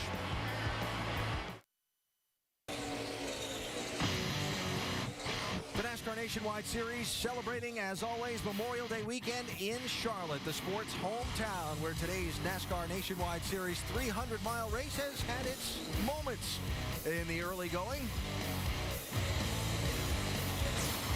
including in this History 300 at Charlotte, Ricky Stenhouse Jr., the championship leader, going to the garage with a driveline failure. They changed the drive shaft. He has come back after spending 22 laps behind the wall, and Stenhouse showing in 33rd position with some time to try and make up some of that ground. At the front of the pack, it is Kevin Harvick. Talked about the big names winning the big races, and this being a big race, you look at that leaderboard, Harvick, Keselowski, Kane, and Logano. 4 of the biggest names in the business. Yeah, absolutely. And I'm looking at the lap times right now, and they're all getting awful close. They were really spread out early in the event, and now the stuff's starting to tighten out. These guys have been working on their cars, adjusting them, all getting a little bit better. As a matter of fact, the top 10 cars that I'm looking at, in fact, I'm sorry, the top 9 cars are within 1/10 of a second of speed, so they're all kind of getting their game going again here. Let's go up to speed with Nationwide Insurance and start with the 6th place runner, Brian Scott, Mike. Alan, coming into the race, 12th in the standings, the crew chief for Brian Scott, Kevin Kidd, told us, hey, look, the pressure's off. We're not really running for the championship right now. I can be aggressive with my pit calls and try to go for the wins. That's what they did on the last stop. 4-tire change, air pressure. The car all of a sudden went from tight center to pretty neutral. Brian Scott pretty happy with it right now, Dave. Mike, since the last pit stop, which we saw kind of went wrong for Kyle Busch, he's picked up 3 positions on the racetrack right now, controlling his race car a little bit difficult, loose into the corner, and then won't turn in the center. He said, I can't afford to loosen it up anymore to turn the center because of that loose in, Mike.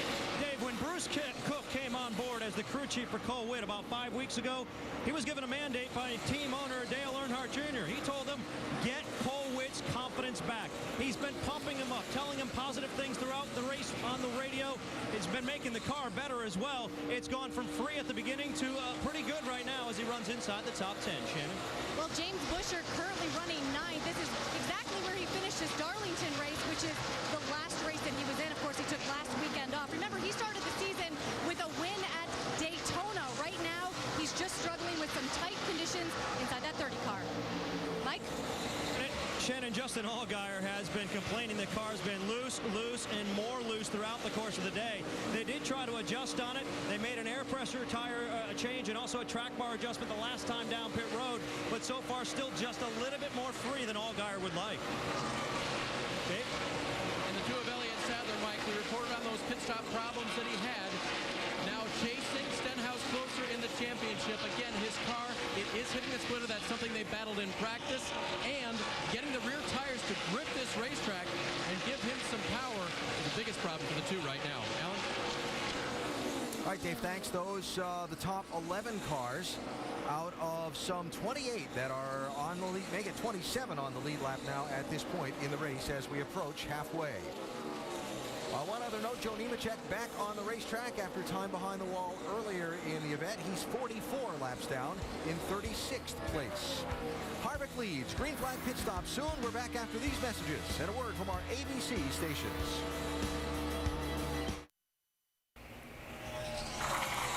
Just past halfway in today's NASCAR Nationwide Series race at Charlotte. 4 cautions, 2 for engine failures, 2 for Travis Pastrana spins. I think he's done a good job keeping that baby off the wall. I know he doesn't want to do that, but he's spun out at Darlington 3 or 4 times here, hasn't hit anything. And main story of the day, big picture-wise, championship leader Ricky Stenhouse Jr. Breaks a drive shaft, mechanical issues, puts him in the garage area for a few laps. He's back out there now trying to gain some more spots back. And as we cross halfway, Kevin Harvick is one of 4 drivers that have traded the lead 5 times in this race. ABC Sunday, June 3rd, TV's biggest reality show returns. Every week, see the entire journey of one person over 1 year for one incredible transformation. Extreme Makeover Weight Loss Edition premieres Sunday, June 3rd, 10 p.m. Eastern, 9 Central on ABC. One thing we found out in the first half of today's race, Kevin Harvick's car on a long green flag run has got some legs. Twice now he has gapped second place on a long green flag run. Yeah, this is the History 300, and he's trying to change his history at this track. Yeah, very nice. And we've generally seen that all year long out of Ricky Stenhouse. We're not going to see him today now doing that because he's too far behind. But Harvick, just like you guys have said, they have hit on the setup, and it's really suiting his driving style big time right now. Joey Logano is next behind Keselowski. There's Logano in the 20s, started on pole today, led the opening 21 laps. He's hanging in 3rd, trying to win a 3rd consecutive Nationwide Series race that he has entered. 4th place, Kasey Kahne. Dave?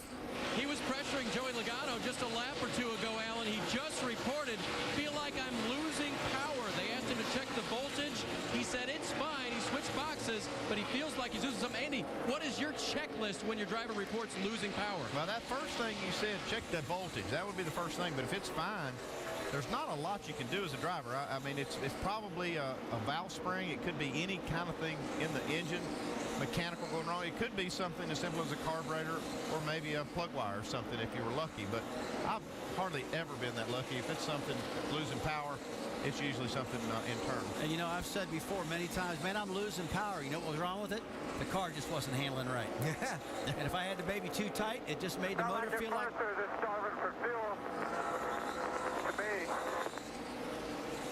That's happened a lot where the car was just not right. But now, I remember the beginning of the year at Daytona, some drivers had issues with the fuel pressure backing off on those fuel injection systems and caused them to slow down. These cars are not fuel injected, though.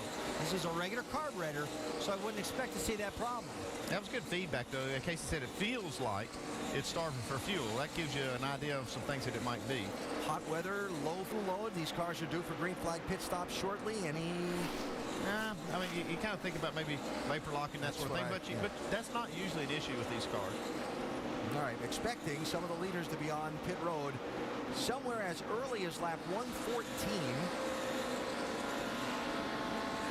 The leader this time being Kevin Harvick. Remember last green flag pit stop, he was headed for the pit lane when there was a caution on the track just ahead of him, and he managed to stay out on the racetrack, not get inside that commitment cone, and make his pit stop under the yellow flag. That was back at lap 53. Yeah, we saw Danica Patrick, Sam Hornish make green flag stops during that cycle, and Harvick was going to be one of the first leaders on pit road, and the caution did come out.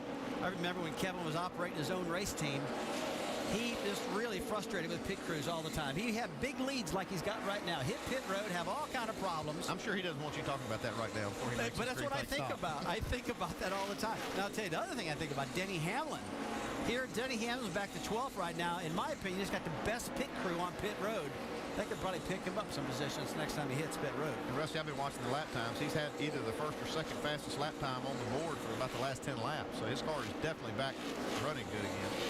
Beginning to see some of the cars not on the lead lap make pit stops here while we watch this race for second place. Brad Keselowski 22, Joey Logano 20, Joey Gase, Casey Roderick, Jason Bowles are some of the lap cars that are coming and going on the pit lane at the moment. Travis Pastrana being overtaken by the leaders here. We showed you what an eventful day it's been for him. Right now he's 3 laps down in 29th place and still got another race to run today here in Charlotte. Global Rallycross going to have an event later on today here at the Speedway. I believe I'm going to have to watch that race. I've heard a lot about those cars. Second place will change hands there as Austin Dillon, the first of the leaders to make a move to the pit lane from 5th place, Dave.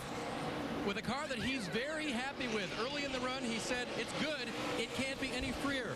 Later in the run, he said, do not free it up. So I think he's hanging on to a car that is going very fast. Minor adjustments, if at all, 4-tire change full of Sunoco fuel. Shannon?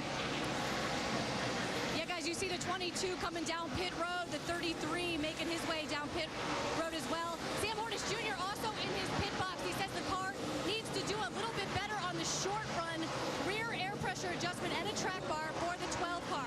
The 33 of Kevin Harvick, guys, he says that the car has lost rear grip going into turn 1. They haven't made any changes to that car so far in the race. They will make an air pressure adjustment right now on this pit stop, 4 tires. And then Brad Keselowski also on pit road following Kevin Harvick down. He says the car is starting to pivot too much in turns 1 and 2. Still good in 3 and 4.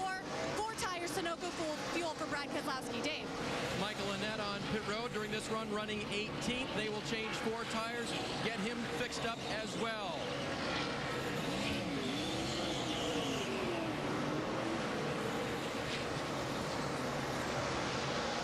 Guys, Brad Keselowski started on the pole. He says the changes that they made on the last pit stop, they're starting to work. He says, I just need more. So it's going to be air pressure and 4 tires for Joey Logano in that cool paint scheme. Danica Patrick also coming down pit road. Her car has been, the balance has been off pretty much the entire race. She just told her crew chief, Tony Eury Jr., if you can free me up anymore, that'd be great. I'm a little too tight right now. 4 tires and air pressure for the 7 of Danica Patrick. Mike? Justin Allgaier complaining that he's a little bit tight in the shade and loose in the sun. Variable track conditions. They're going to take 4 tires. They're also going to make a chassis adjustment and a full load of Sunoco race fuel on the 31 car. And coming off pit road, they do refire. Mike Wallace has not yet pitted. He is the race leader in the 0-1 car. Then it'll be Taylor Malsom in the 19. And it should come back around to Kevin Harvick after that fairly quickly. So younger brother Mike, a four-time winner in the NASCAR Nationwide Series, stretching this strategy to try and see if they can catch a caution and catch a lot of people a lap down. Yeah, he's doing a great job out there today, keeping that thing out of trouble, and he's staying working on that car. That's all you can do. If you got a car that's just not capable of running up front, you try to find a strategy to maybe steal some positions, and if they can get a caution there while they're still out, like their pit stop under caution, they can steal a few.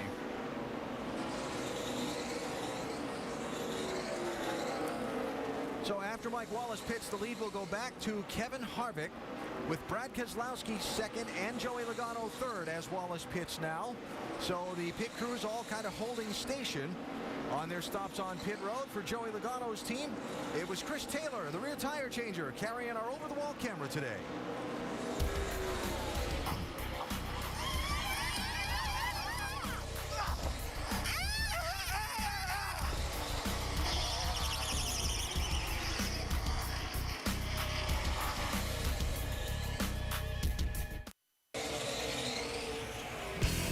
Tonight on ESPN2, 18 of the top rally drivers in the world are going to battle through a specially designed course here at Charlotte Motor Speedway as ESPN kicks off the 2012 Global Rallycross Championship.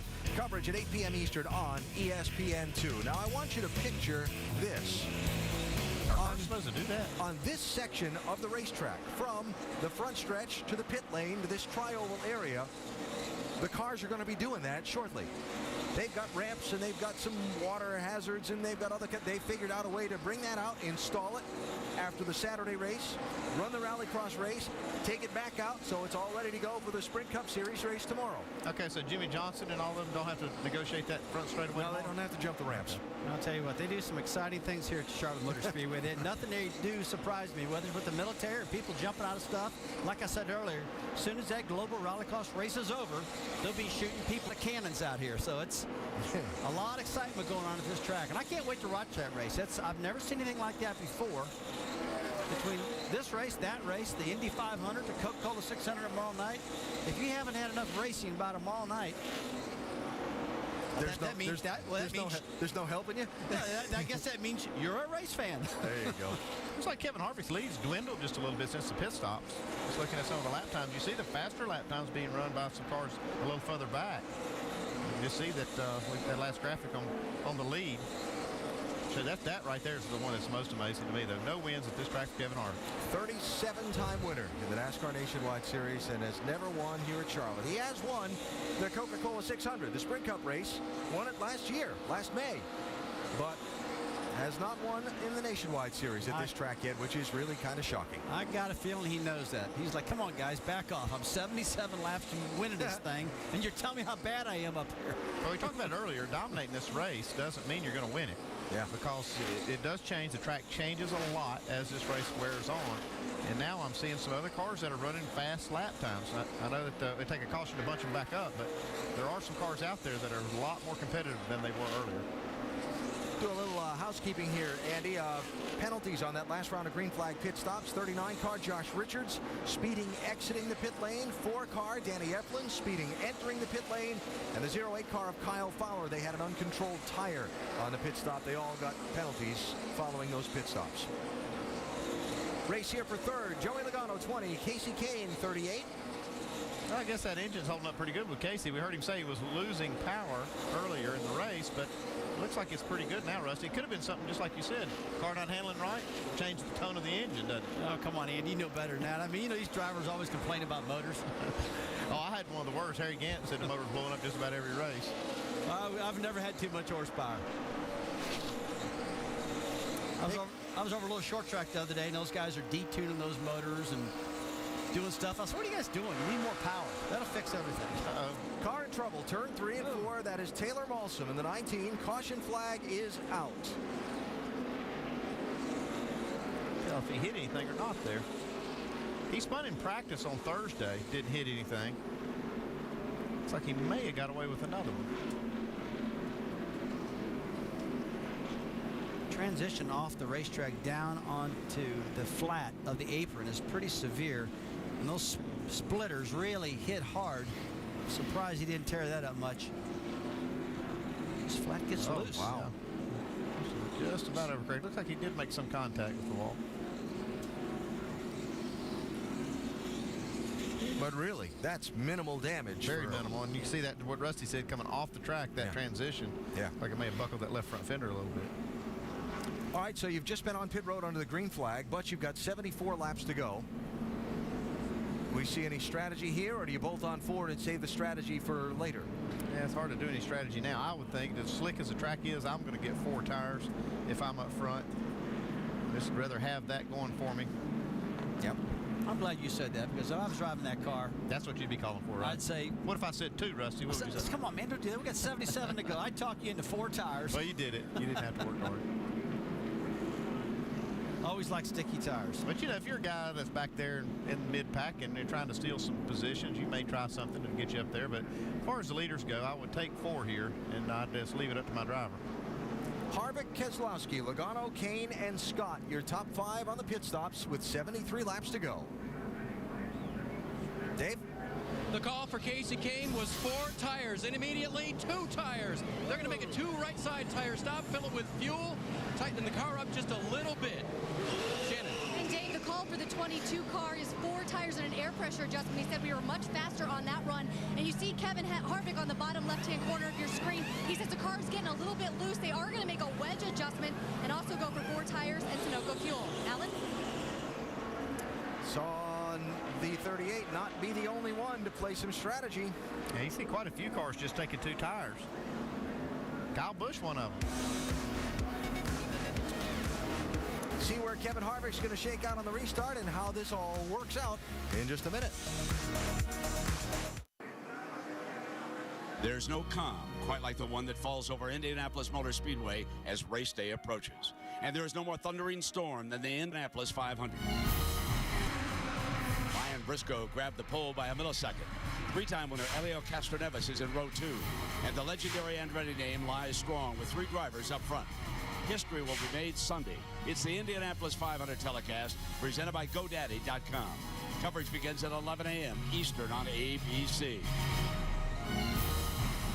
Going to be a hot, steamy day in Indianapolis for the 500 tomorrow, like it is today here in Charlotte, as we look down on the Charlotte Motor Speedway from our aerial coverage provided by Goodyear. From pit lane to victory lane, every NASCAR driver counts on Goodyear tires. Goodyear, the official tire of NASCAR. Some strategy on this round of pit stops. Fuel only for Joey Logano. Right sides for a handful of others. He's going to take the prior leader, Kevin Harvick, and stick him back in the pack.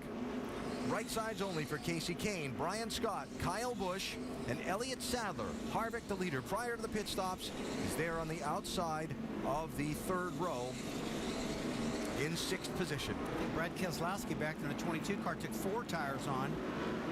So we had a little bit of mixture, just like you said, Alan, but I'd say more 2 tire changes than 4. And here, as a driver, I'm trying to talk Andy into giving me 4. So how about the fuel only on the 20? Yeah, that stole some positions for him, for sure. I don't know what they're thinking there. I guess their tire wear has been looking really good on that car. Here's a look at the restart order for you as we get ready to go back at it. Michael Annett was the free pass car on that caution. He's in 17th position. And now last in the lead lap, there were some wave arounds as well on that caution. 11 of them took the wave around, 4 to get back on the lead lap. Give you that list in a sec.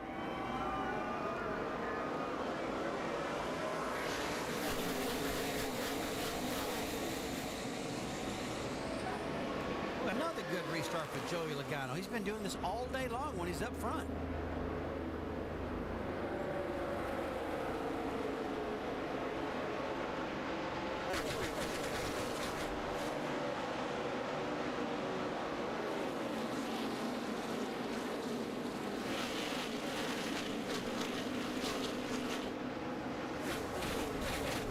Watching Kevin Harvick in that green and white 33 try and march back to the front. He's racing with Kyle Busch for 3rd spot. We've had pretty much time right now with all these pit stops for these guys to get their act together, get these cars handling right now. See Kyle Busch up there to 54 trying to get some good grip, get his car going. It's not been too good all day long, but Harvick has been on fire all day long. And Kasey Kahne for the lead, trying to get it from Joey Logano. Casey's trying to get the lead before Harvick takes it from him. Gets it that lap. Kasey Kahne leads it. Oh, careful with that. Really paying a lot of attention to the 20 car with no tires on it to see how good these things run. He didn't take tires, but the pit stop before that wasn't that many laps, so that might have been their strategy, saying, hey, we're fine right now by not taking anything. Keselowski by Harvick. Brad has 4 fresh tires from that pit stop. He's going to go to second spot. We saw Logano really slip there a little while ago. Got up about 2 lanes up the track with the back of that car really moving around. Go to the bottom, a little more security.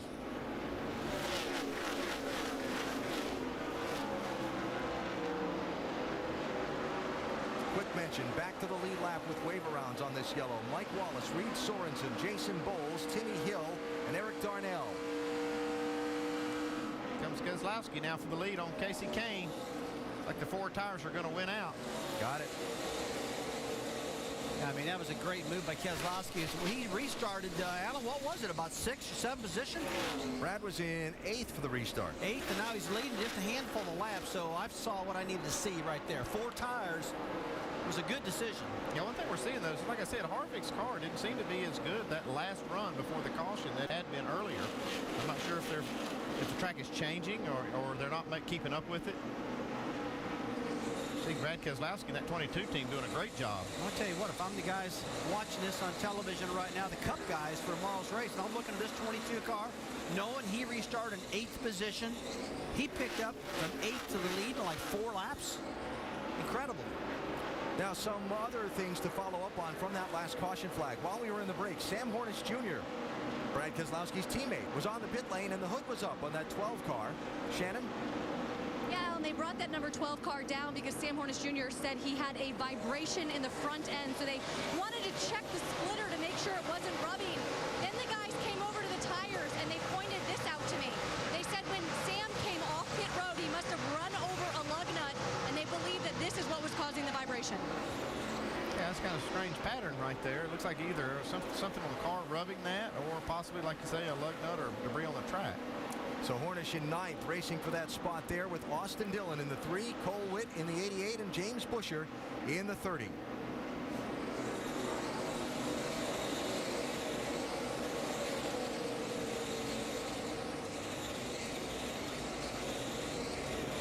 Kevin Harvick looked like he was going to roll right to the front off that restart in the 33 from 6th position. Got up to 2nd. Oh, trouble, turn 1. Couple of cars into the wall. Josh Richards, 39. Jason Bowles, 81. A hard crash. Well, that 81 car they spent a couple days ago really repairing the right side of that car. NASCAR let them take it out of the racetrack, back to the shop, and now they've really hurt the front of that car. Those teams worked really hard on that thing, getting it back to the track here after a big crash the other day. Now we got another one.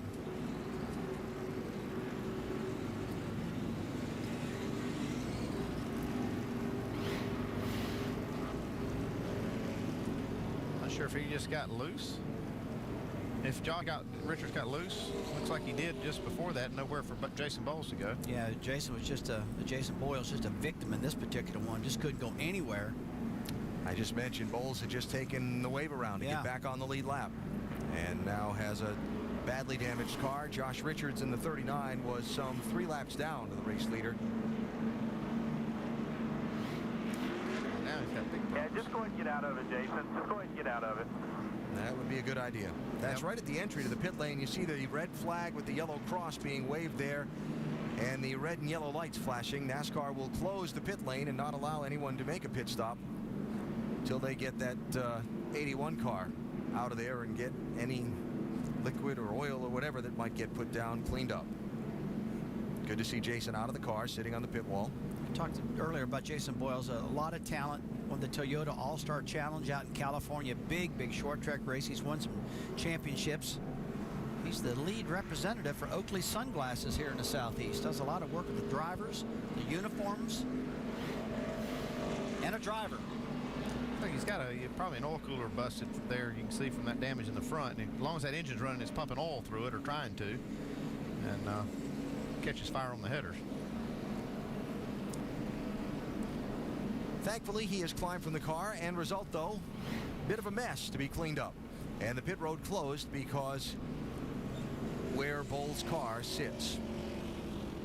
So we will take a break while we wait for the cleanup to happen, and we wait for the pit road to be open and see if any of the front runners may make a stop. We'll come back to Charlotte after this message and a word from our ABC stations.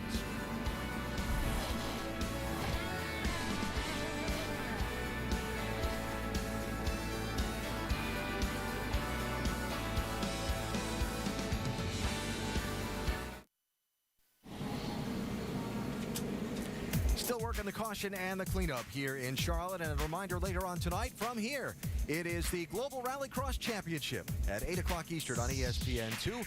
Part of a big motorsports weekend, including the Indianapolis 500, telecast presented by GoDaddy.com here on ABC tomorrow at 11 a.m. Eastern Time. It's going to be a great race. Next weekend, the NASCAR Nationwide Series at the Monster Mile in Dover. Saturday, 1 Eastern on ESPN. That's always a good one. And then the Toyota NHRA Super Nationals from Englishtown, qualifying next Saturday on ESPN at 4:30 Eastern. And the finals next Sunday on ESPN2, also at 4:30 Eastern. So the timing of this caution flag and the extended leaving of pit road closed for the cleanup presents somewhat of a dilemma for these drivers and crew chiefs. Do you pit now or do you not? The problem is if we come now, about half of them are going to stay out, and we're going to try to pass them on even tires. So I would rather stay out right now and get another caution, put our last set on, and drive back up through there again. Copy. Our fate is in the gods. Yeah, that's the dilemma. They can't make it from here on fuel. So if they don't pit, and some of these cars do, and it goes green, then they're going to have to make that green flag stop. Jeremy Bullins, the crew chief, hidden there behind Kevin Buskirk, the engineer, having to have that conversation with Brad Keselowski. Now, it's interesting, in the interest of controlling costs, if you're new to NASCAR, Nationwide Series teams are limited to the number of sets of tires they can use for a race weekend. So they start today's race with the set of tires they had on the car and 4 on the pit lane. So Bullen's talking about having 1 set of tires left to change on the 22. Well, last pit stop, Joey Logano's team didn't change any tires. So compared to the 22, they have an extra set of tires. Advantage if you take the rubber, but disadvantage if you take the rubber. Yeah, it's a disadvantage track position-wise. Obviously going to be better on 4-tire speed-wise.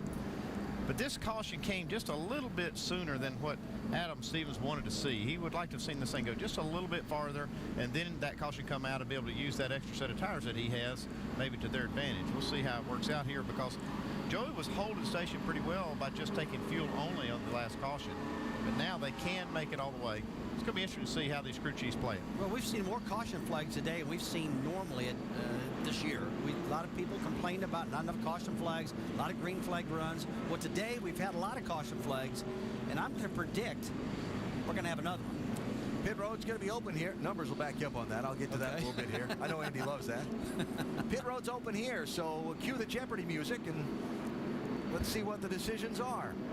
These stops would be with 57 laps to go, and there are 20 cars on the lead lap. Boy. Okay. Little fake job there. That's kind of what I expected to see. I expected to see most cars pit. I think that's a safe move. Now what do they do while they're in there? Dave? Kyle Busch wants his car improved chassis-wise, but they're going to hang on to that set of tires till the end. Just fuel and some chassis adjustments. Shannon? And Dave, the guys that did come down pit road, Kevin Harvick is one of them. He said, leave the tires, we're going to take fuel only, and he is down and away. The 20 car, Joey Logano, of course, he did not take tires on that last pit stop, so you see those guys going to work, add some 4 fresh tires to that 20 car, and he is down and away as well. Uh-huh. Well, there you go. And that's probably not a bad move for Keselowski to go ahead and get those tires now. Logano. I'm sorry, Logano. Yep, getting the tires. So, those that did not pit, like leader Brad Keselowski, how will they fare against those that did? 57 laps to go.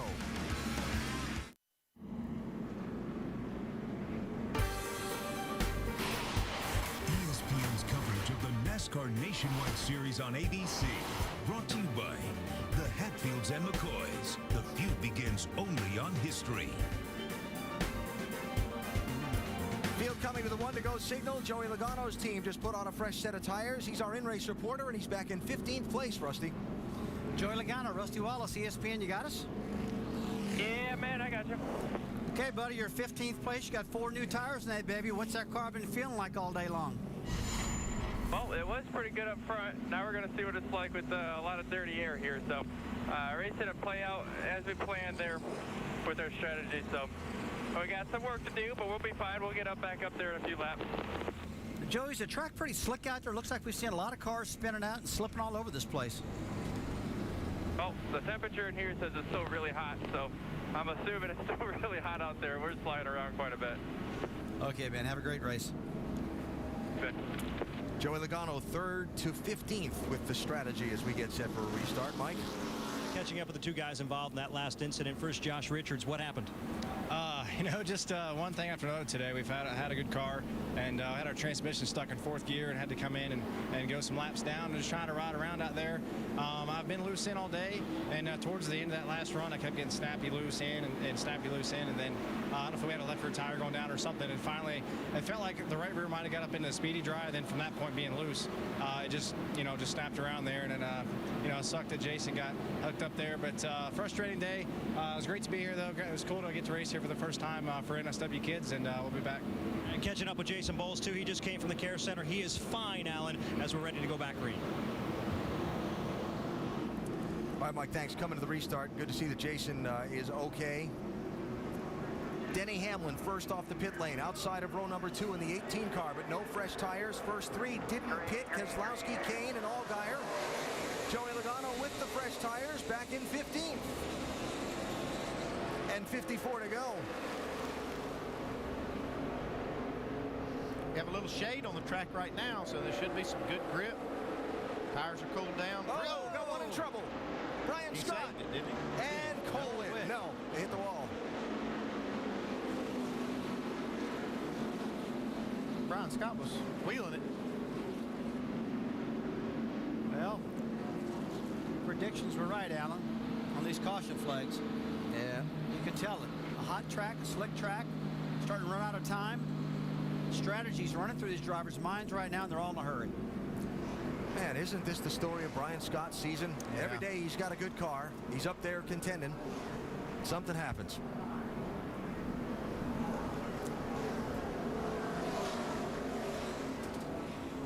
And Cole Witt's car. I tell you, Cole's been kind of the leader of this camp all year long, the Dale Earnhardt Jr. He's been running strong. Good runs almost every single race, and had another good run going today until this happened.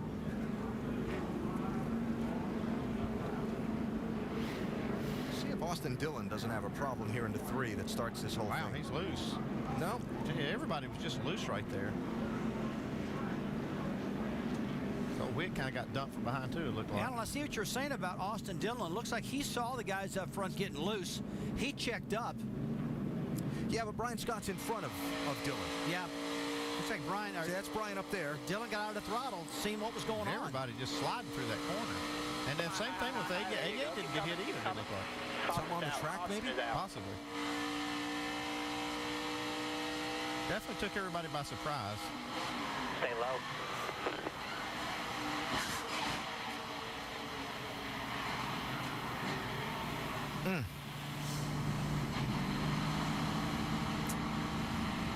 Well, Cole Witt and Brian Scott with mangled race cars. You saw Cole drive his away. There's Brian climbing from his. And the yellow flag is out for a 7th time in this race. Brian Scott was running in 8th position at the time. Cole Witt was in 11th. Cole Witt drove his car back to the garage area. Yep. Mention that Taylor Malsom got the free pass at the last caution. Jeremy Clements gets it at this yellow.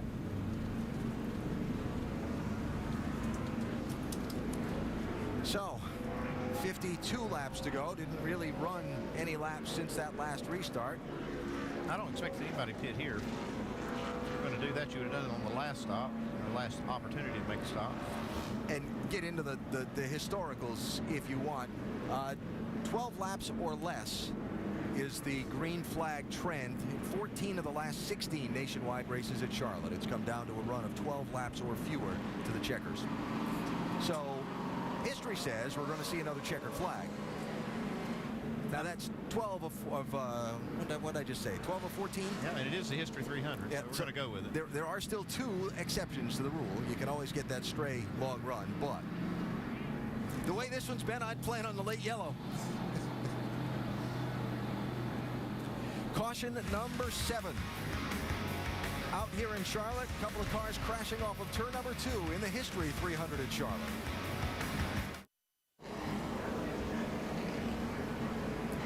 ESPN's exclusive season-long coverage of the NASCAR Nationwide Series today with the History 300 at Charlotte. A race that has approached its three-quarter mark with a rash of caution flags of late that have slowed the pace and torn up some race cars. History 300. From Charlotte, go to NASCAR.com for all your latest NASCAR information. If you went there right now, it'd show you that there are several race cars behind the wall in this one. After accidents, a couple in quick succession have damaged the cars of Josh Richards and Jason Bowles and Brian Scott and Cole Witt. Brad Keselowski is the leader. They did not pit on that last caution when several others did, Shannon. Well, let's see how that not pitting and not coming down to take fuel is going to pay off for them. Jeremy Bullins, I asked you, I screamed up here, and you said about 3 to 5 laps short. That was before that last restart, before this caution. Right. Where are you guys right now? It's getting better all the time. He's doing a really good job of saving fuel. We feel like we're getting pretty close here.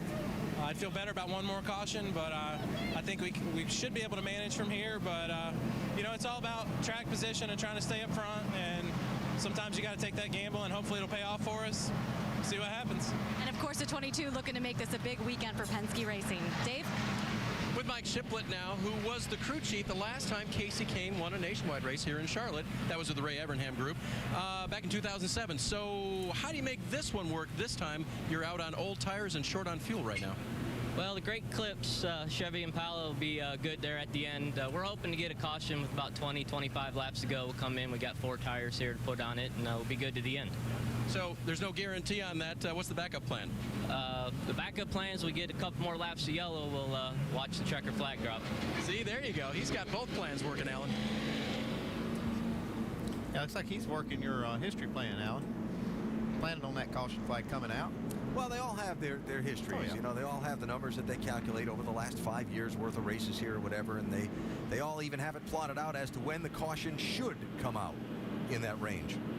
Well, we saw Brad Keselowski put 4 tires on, restart 8th position, and make it to the front fairly quickly. So these guys could probably come. If we had a caution flag, like you said, Alan, around 12, 14 laps to go, you could probably put 4 on and still get to the front. There'll be a big rush to pit road if we get a caution with 12 or 14 to go. I would certainly think. Just joining us, Joey Logano started on pole for this one, led the opening 20 laps. The middle stages of the race pretty well dominated by Kevin Harvick on long green flag runs. Harvick stretched out as much as a 5-second advantage on 2 different occasions. Then an exchange of strategy a short while ago saw Harvick's team get 4 tires and go from 1st to 6th, while several others got either just rights or fuel only. That put Joey Logano back to the point. He was overtaken by Brad Keselowski, who got 4 tires at the same time Harvick did and restarted 8th, roared up to the top spot. And then on this, not this caution, but the caution before when there were some pit stops, Keselowski, Kane, and Allgaier stayed out while most of the others came in and took a splash of fuel, and Logano took 4 tires. And now we sit here with a total of 20 cars on the lead lap and 48 laps to go. Mike? And Brian Scott has just emerged from the care center. We heard you on the radio just after that incident saying you might have had some oil on the racetrack. What happened? Yeah, the restarts were the only weakness for our Dollar General Toyota today. We were really good in the long run.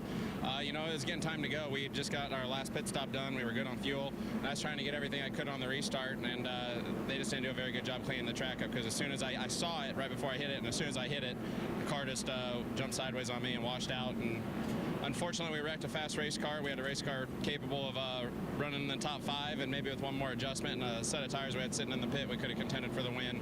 Now we're done. Well, the good news, Alan, is Brian Scott is okay. Very difficult day for Brian Scott, continuing a trend that has been a difficult season for him.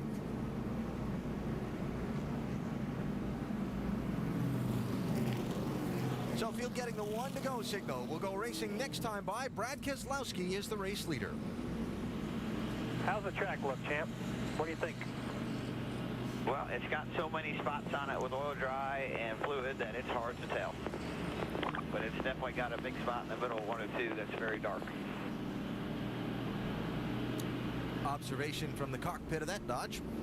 Yeah, well, with that kind of observation, I believe I'd pick the bottom lane since I'm the leader and I have a choice. Yeah. Put those other guys up top. Yeah. Well, which he has done.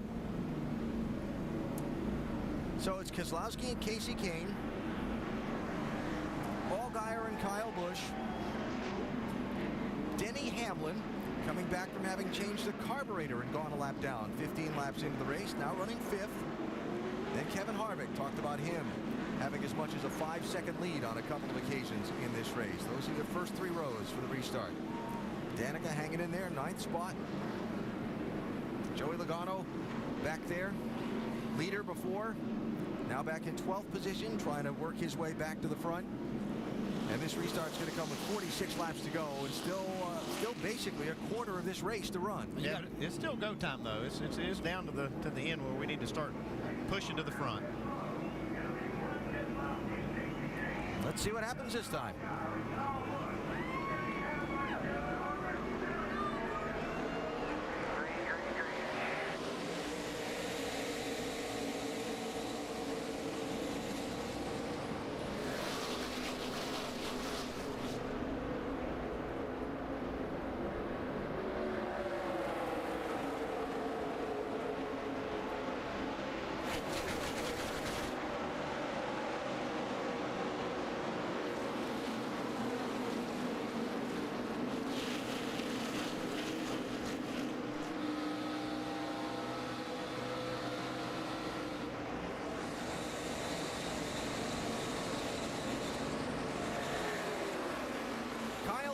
All over Kasey Kahne for second. Now, oh, look out. That was Denny Hamlin with a big wiggle, top lane. Look, he found that slick spot over there in turns 1 and 2. Well, he's got Harvick right behind him, pushing him on the back straightaway almost.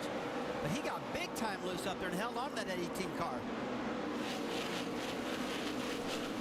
Anyway, guys, take a look at Danica Patrick. She's hanging in there, doing a good job still. Last time by, she was 9th position. All day long, not a dent in that car. She's driving the wheels off that thing. Here comes Kyle Busch. 6-time Charlotte winner in the Nationwide Series. Can't quite clear Kasey Kahne for second.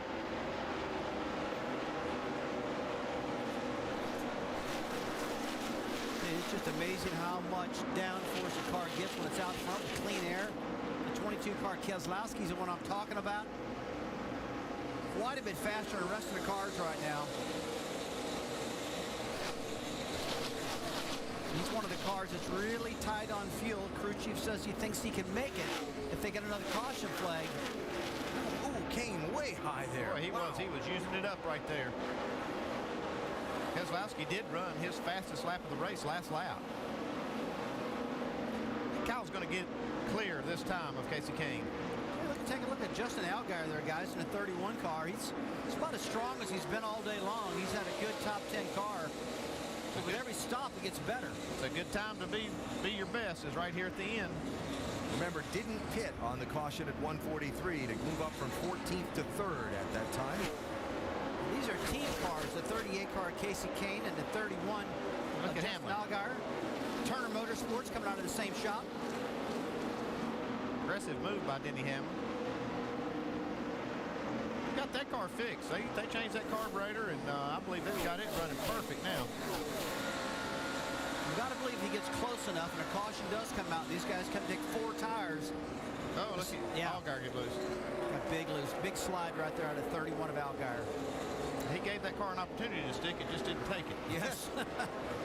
So Hamlin to 4th, Allgaier to 5th, and being challenged there by Kevin Harvick, 33, and Elliott Sadler in the 2. I'll tell you what, Justin's in trouble there, Andy. He's just getting really loose in 3 and 4. It's the second time he lost a lot of positions there.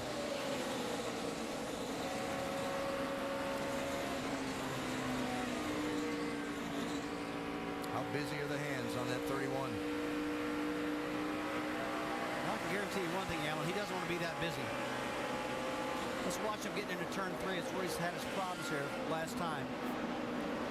Ooh, trying to get to the bottom. Yeah, Logano was there. That thing's wiggling like crazy.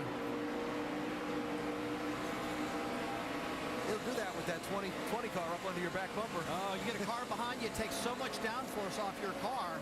Gets you really loose when you get a car packed behind you like that. Two guys on opposite missions here. Remember, Allgaier didn't take the tires, gain the track position. Logano took the tires, gave up the track position. And they are passing each other going in opposite directions. Yeah, at this point, Allgaier's holding up a line of cars. See Buescher, even the lap car there of Stenhouse. He's still fast. They changed that drive shaft. He's back out there many laps down, but his car is plenty fast.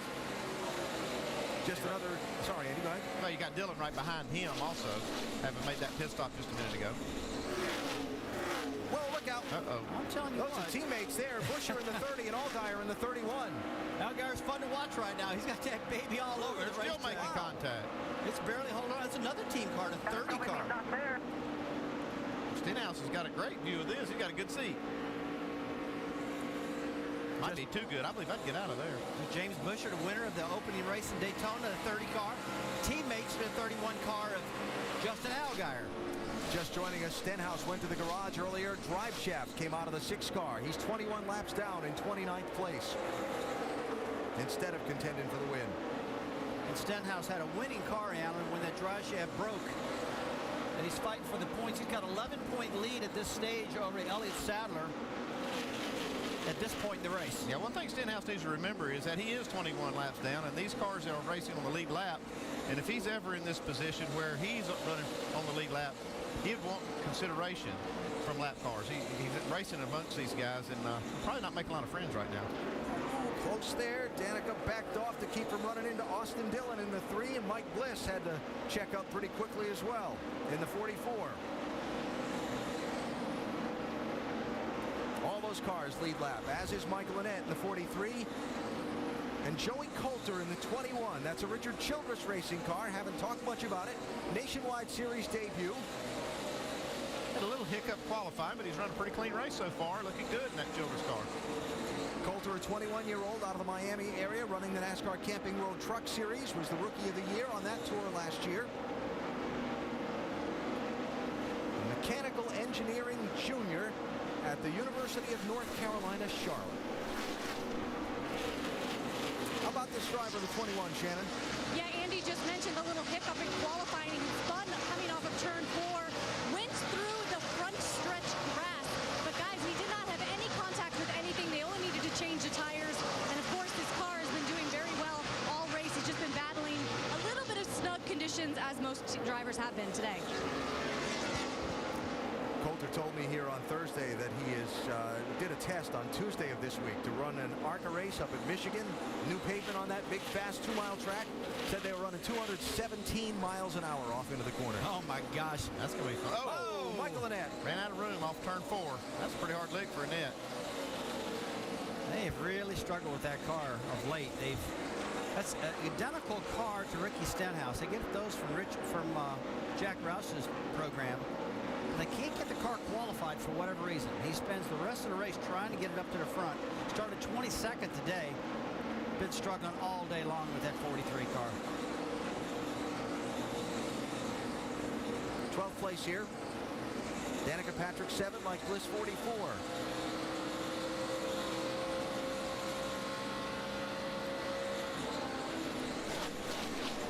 Andy, I tell you what, Danica just keeps learning more and more every time out. Yeah, she's getting better every week. You know, I talked to a lot of her IndyCar drivers that she drove with up there. And she says, I'll tell you one thing, Rusty, when she comes stock car racing, one thing you'll notice is she won't wreck many cars. In IndyCar, she crashes very little. If she gets going a little too quick and the car's not handling correctly, she just slows down. And we saw that at Darlington in the Cup race where she got lapped many times in the race, but she didn't put a dent on the car. Then in the Nationwide car, we saw her finish 12th and run a great race. She doesn't tear up cars. Joey Logano still trying to make his way back toward the front. Running in 8th place right now, looking to find a way around. Sam Hornish in the 12. Well, Joey has the freshest tires on the track. He took 4 tires under that caution at lap 143.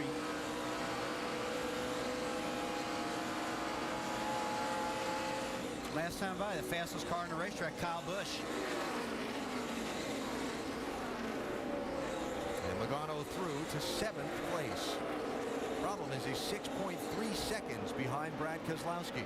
Yeah, this whole thing set up about 3 cautions ago when Brad Keselowski put 4 tires on, drove up through the field, got the lead, and now he's got the track position, and he's been able to keep it because of that pit stop 2 or 3 times ago. Well, we're inside the final 50 miles of the History 300 at Charlotte for the NASCAR Nationwide Series. The 2010 Nationwide champ, Brad Keselowski, looking for another win at this racetrack. He's had a lot of fun here lately. At sunup tomorrow, the fans will begin streaming into the Indianapolis Motor Speedway at the corner of 16th and Georgetown for the 96th running of the Indianapolis 500, the greatest spectacle in racing. Ryan Briscoe for Roger Penske on the pole. Former winner Helio Castroneves, and of course the famed Andretti name in the hunt as well. New cars, new rules, so many possible outcomes. The Indianapolis 500 telecast presented by GoDaddy.com, ABC, 11 a.m. Eastern Time tomorrow. And here at Charlotte Motor Speedway, the NASCAR Nationwide Series in its 61st race at this fast mile-and-a-half track. 24 laps to go. Brad Keselowski is out in front of second place Kyle Busch by 1.7 seconds.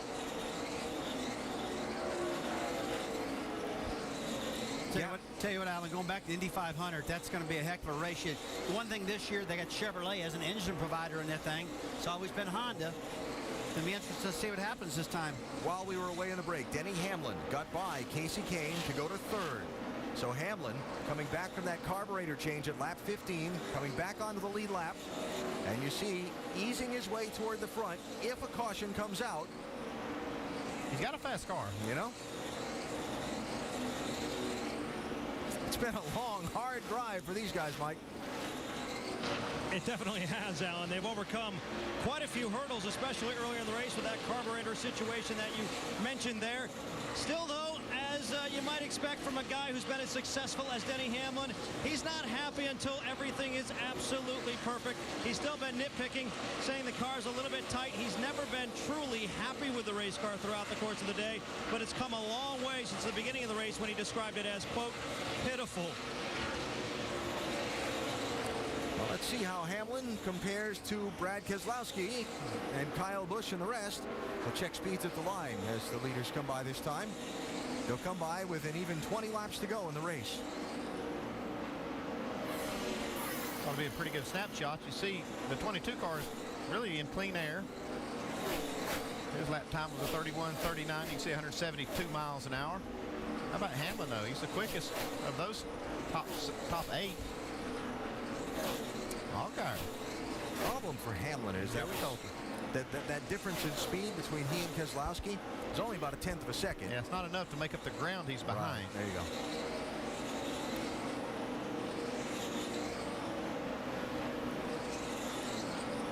Eric Darnell in the 40 car is coming down the pit road slowly and headed for the garage because something very important on his car is no longer attached to it.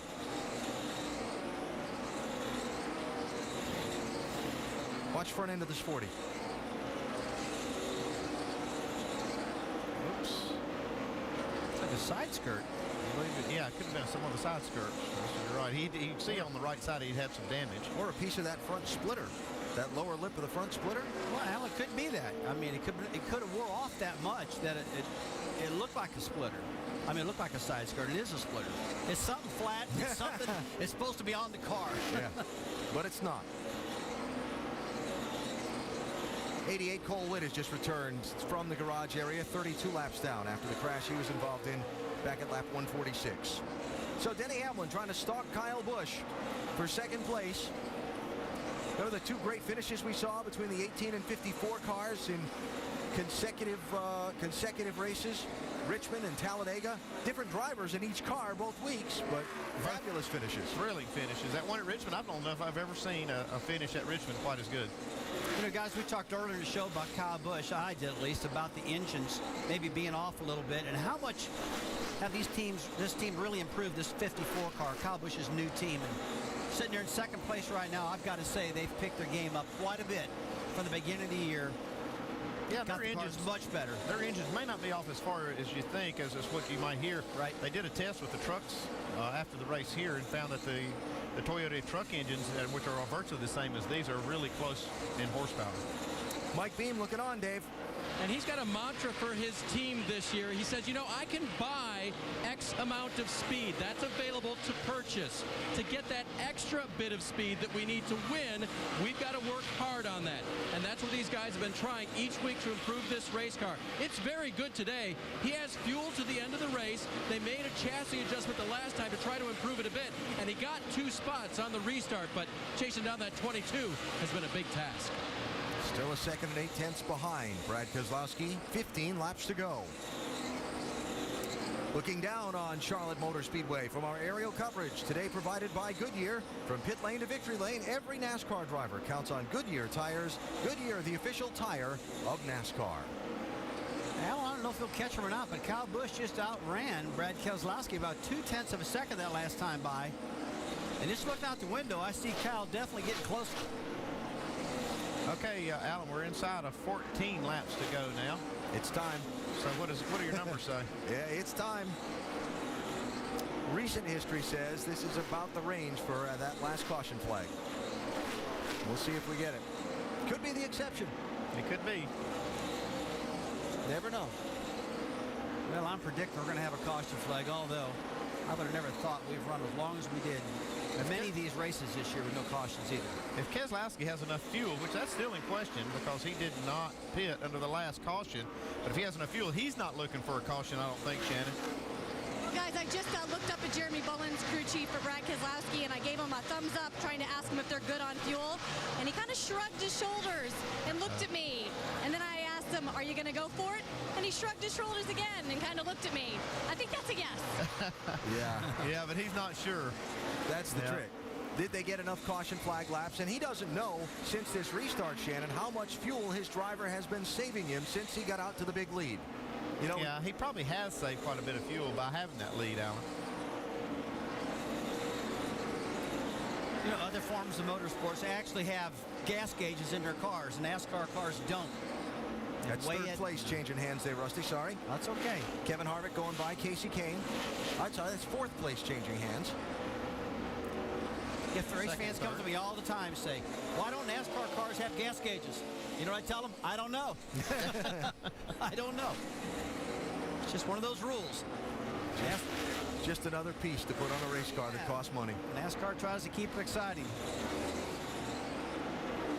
Second place, Denny Hamlin trying to get around Kyle Busch. Both of them trying to ease in on Brad Keselowski. Seems like Brad's been able to maintain that 1.7 second lead or thereabouts. So he probably is saving fuel, looking in the mirror.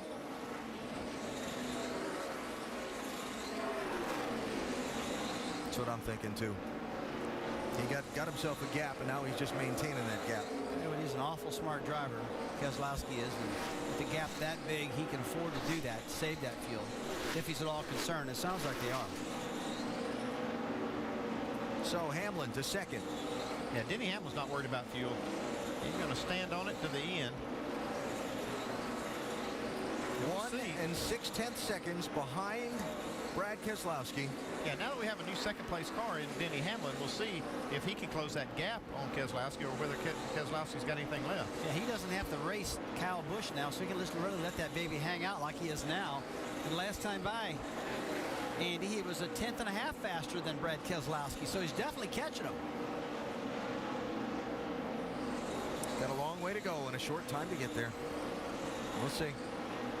8 laps to go. He's knocked a little bit. Well, actually, that lap they pretty well maintained.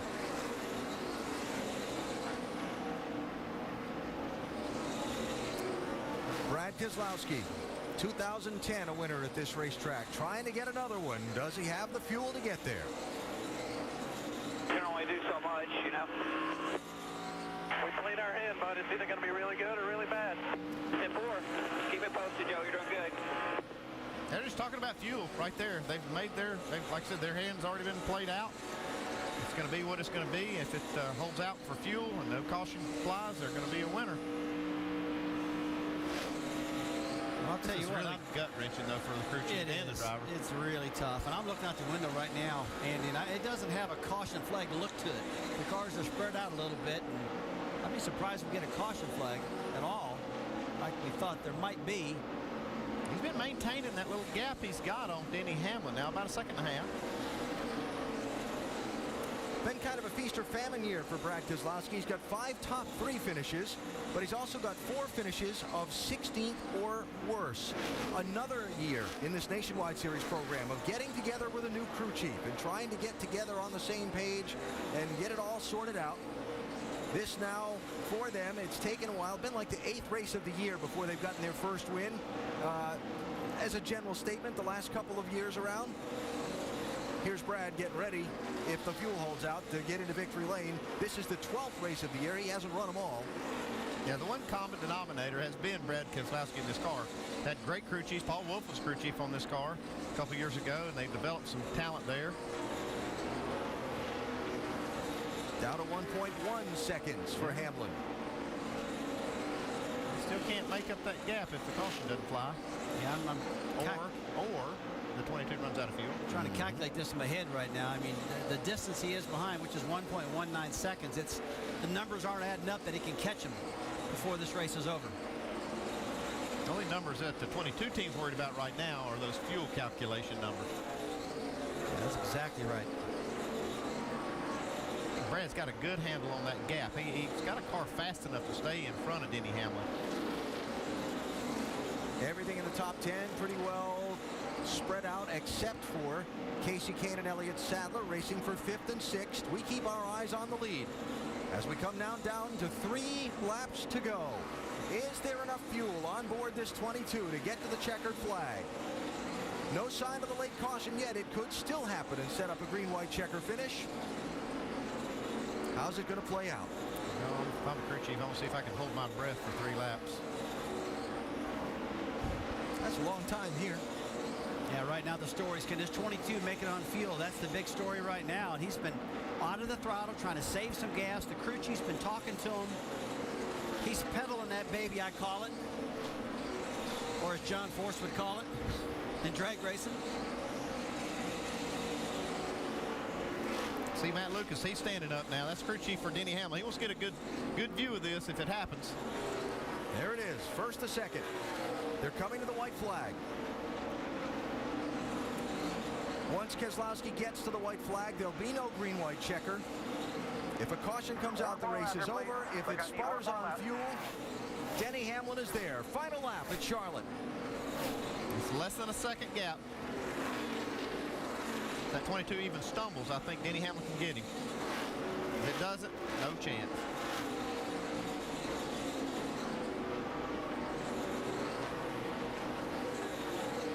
Under power to turn 3.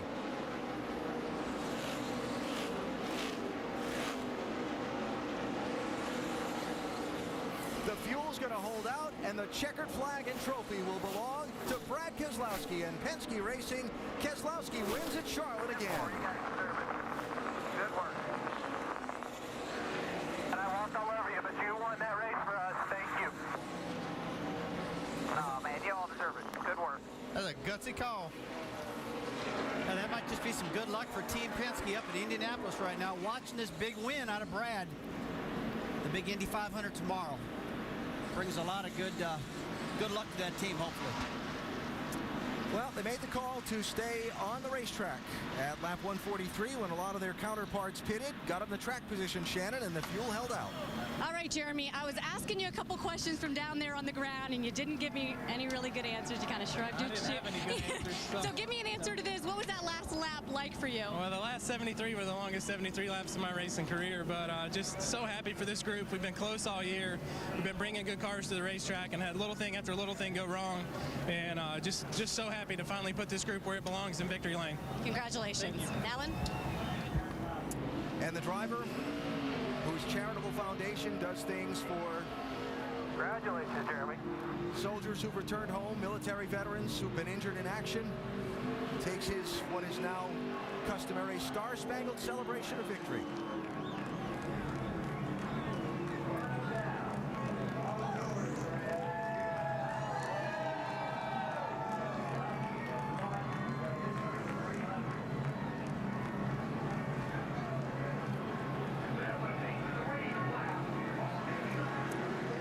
15th career win for Brad Keselowski. First win of 2012. Second win here at Charlotte.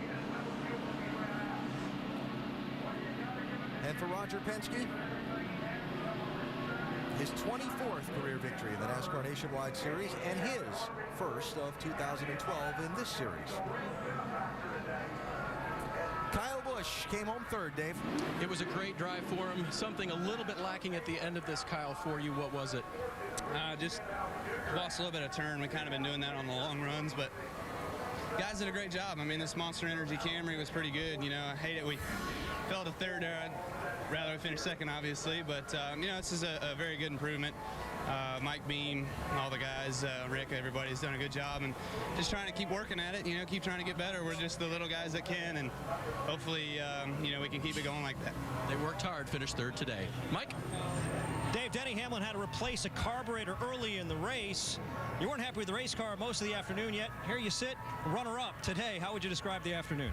Well, it was a great battle back for our sport clubs. Right? It's just struggling, you know, to get the in motor run at the end of the straightaway, and we thought it was a carburetor problem, but it wasn't. But you know, so it just fault the handling, fault everything today. Just didn't have that good of a car, but we were able to make something of it. To finish second is a good day for these guys, and especially with the car. I know of a lot of things that we could do to make this thing better. You were right in the tire tracks of Brad Keselowski in the closing laps. What were your thoughts as you tried to close that gap?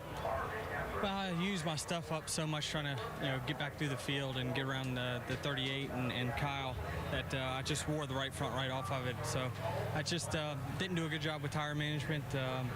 You know, or else maybe we could have caught him, but you know, you never know how hard he was running anyway because of the fuel issue. Nice run. Thank you. Denny Hamlin brings it home second, Dave. Elliott Sadler finished fifth today. Elliott, car hitting the track a little bit, other issues today. How tough was that for you? Yeah, we just missed our travels a little bit, and we were hitting the racetrack.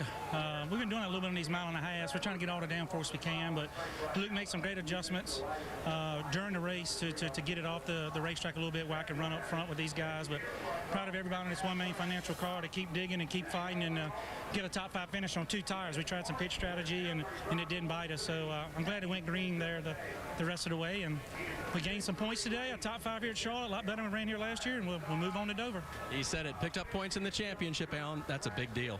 21-point gain specifically for Elliott Sadler, Dave, as Ricky Stenhouse Jr. finished in 26th position and Sadler finished 5th, and they'll take that fight for the NASCAR Nationwide Series Championship on to Dover, Delaware, and the Monster Mile. That is next Saturday. You'll see it on ESPN at 1 Eastern Time. Then that newly resurfaced and super fast Michigan International Speedway here on ABC. The road course in Wisconsin, Road America, and more. Join us at the races, NASCAR.com/tickets or the number on your screen. Big win in Charlotte for Brad Keselowski. He's in victory lane.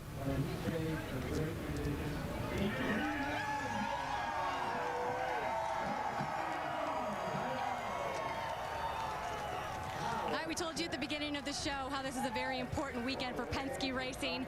Brad Keselowski gets the first win of the weekend for the team. I just spoke with Jeremy. He said those last 73 laps were the longest of his entire career. How were you able to stretch the fuel? Well, I can't tell you that. You got to tell us our secrets. No, just there's a strategy, and you know, Penske Racing Engines, they do a great job with fuel mileage on the Dodges, and they deserve a lot of credit for it. You know, there's only so much you can do as a driver, and a lot of it comes down to the car and what it needs. But Denny didn't let me save any. I can tell you at the end, he was running pretty hard, and I knew he was going to be tough, and both him and Kyle. So. They all did a great job, and I had a lot of fun racing them, but thankfully we were able to save enough fuel and get what I think is one of the biggest wins of my career, to win on Memorial Day weekend. And what it means to me in this country, it feels great. I am going to remind you of a conversation that we had before driver intros, where you said you were optimistic, but you were pessimistic, that the car was just a little bit off. If I told you you'd be standing here at the end of the race, you would have said what? Well, I'd believe it. I mean, you got to be optimistic, and you got to believe in your people, and we're doing all we can with this nationwide program to bring in the most talented people we can and continue to give them promotions through the Cup and so forth. And you know, this program is our depth at Penske Racing, and it's great to see it for these guys. They deserve to get some results and the future that beholds for them. So I'm proud to be a part of that in some way. Congratulations. See you in the 600. Guys? Brad Keselowski, the winner. We take a look at the final results while we get final thoughts from Hall of Famer Rusty Wallace and Andy Petree. Well, I was pretty impressed with Kyle Busch's team. I mean, he was really down the first part of the year. He's picked this thing up. A good third-place finish for that team. He's got to be proud. Yeah, you got to keep up the racetrack, though. Kevin Harvick had a dominant car early, but kind of faded to the end. So Keselowski wins for Roger Penske today here in Charlotte. And tomorrow, Penske's car with Ryan Briscoe aboard starts on the pole for the Indianapolis 500. Telecast presented by GoDaddy.com here on ABC starting at 11 a.m. Eastern Time. Next Saturday, the Nationwide Series in Dover on ESPN. Thanks for watching ESPN on ABC. A hot, grueling afternoon at Charlotte with the checkered flag and star-spangled celebration belonging to Michigan's Brad Keselowski.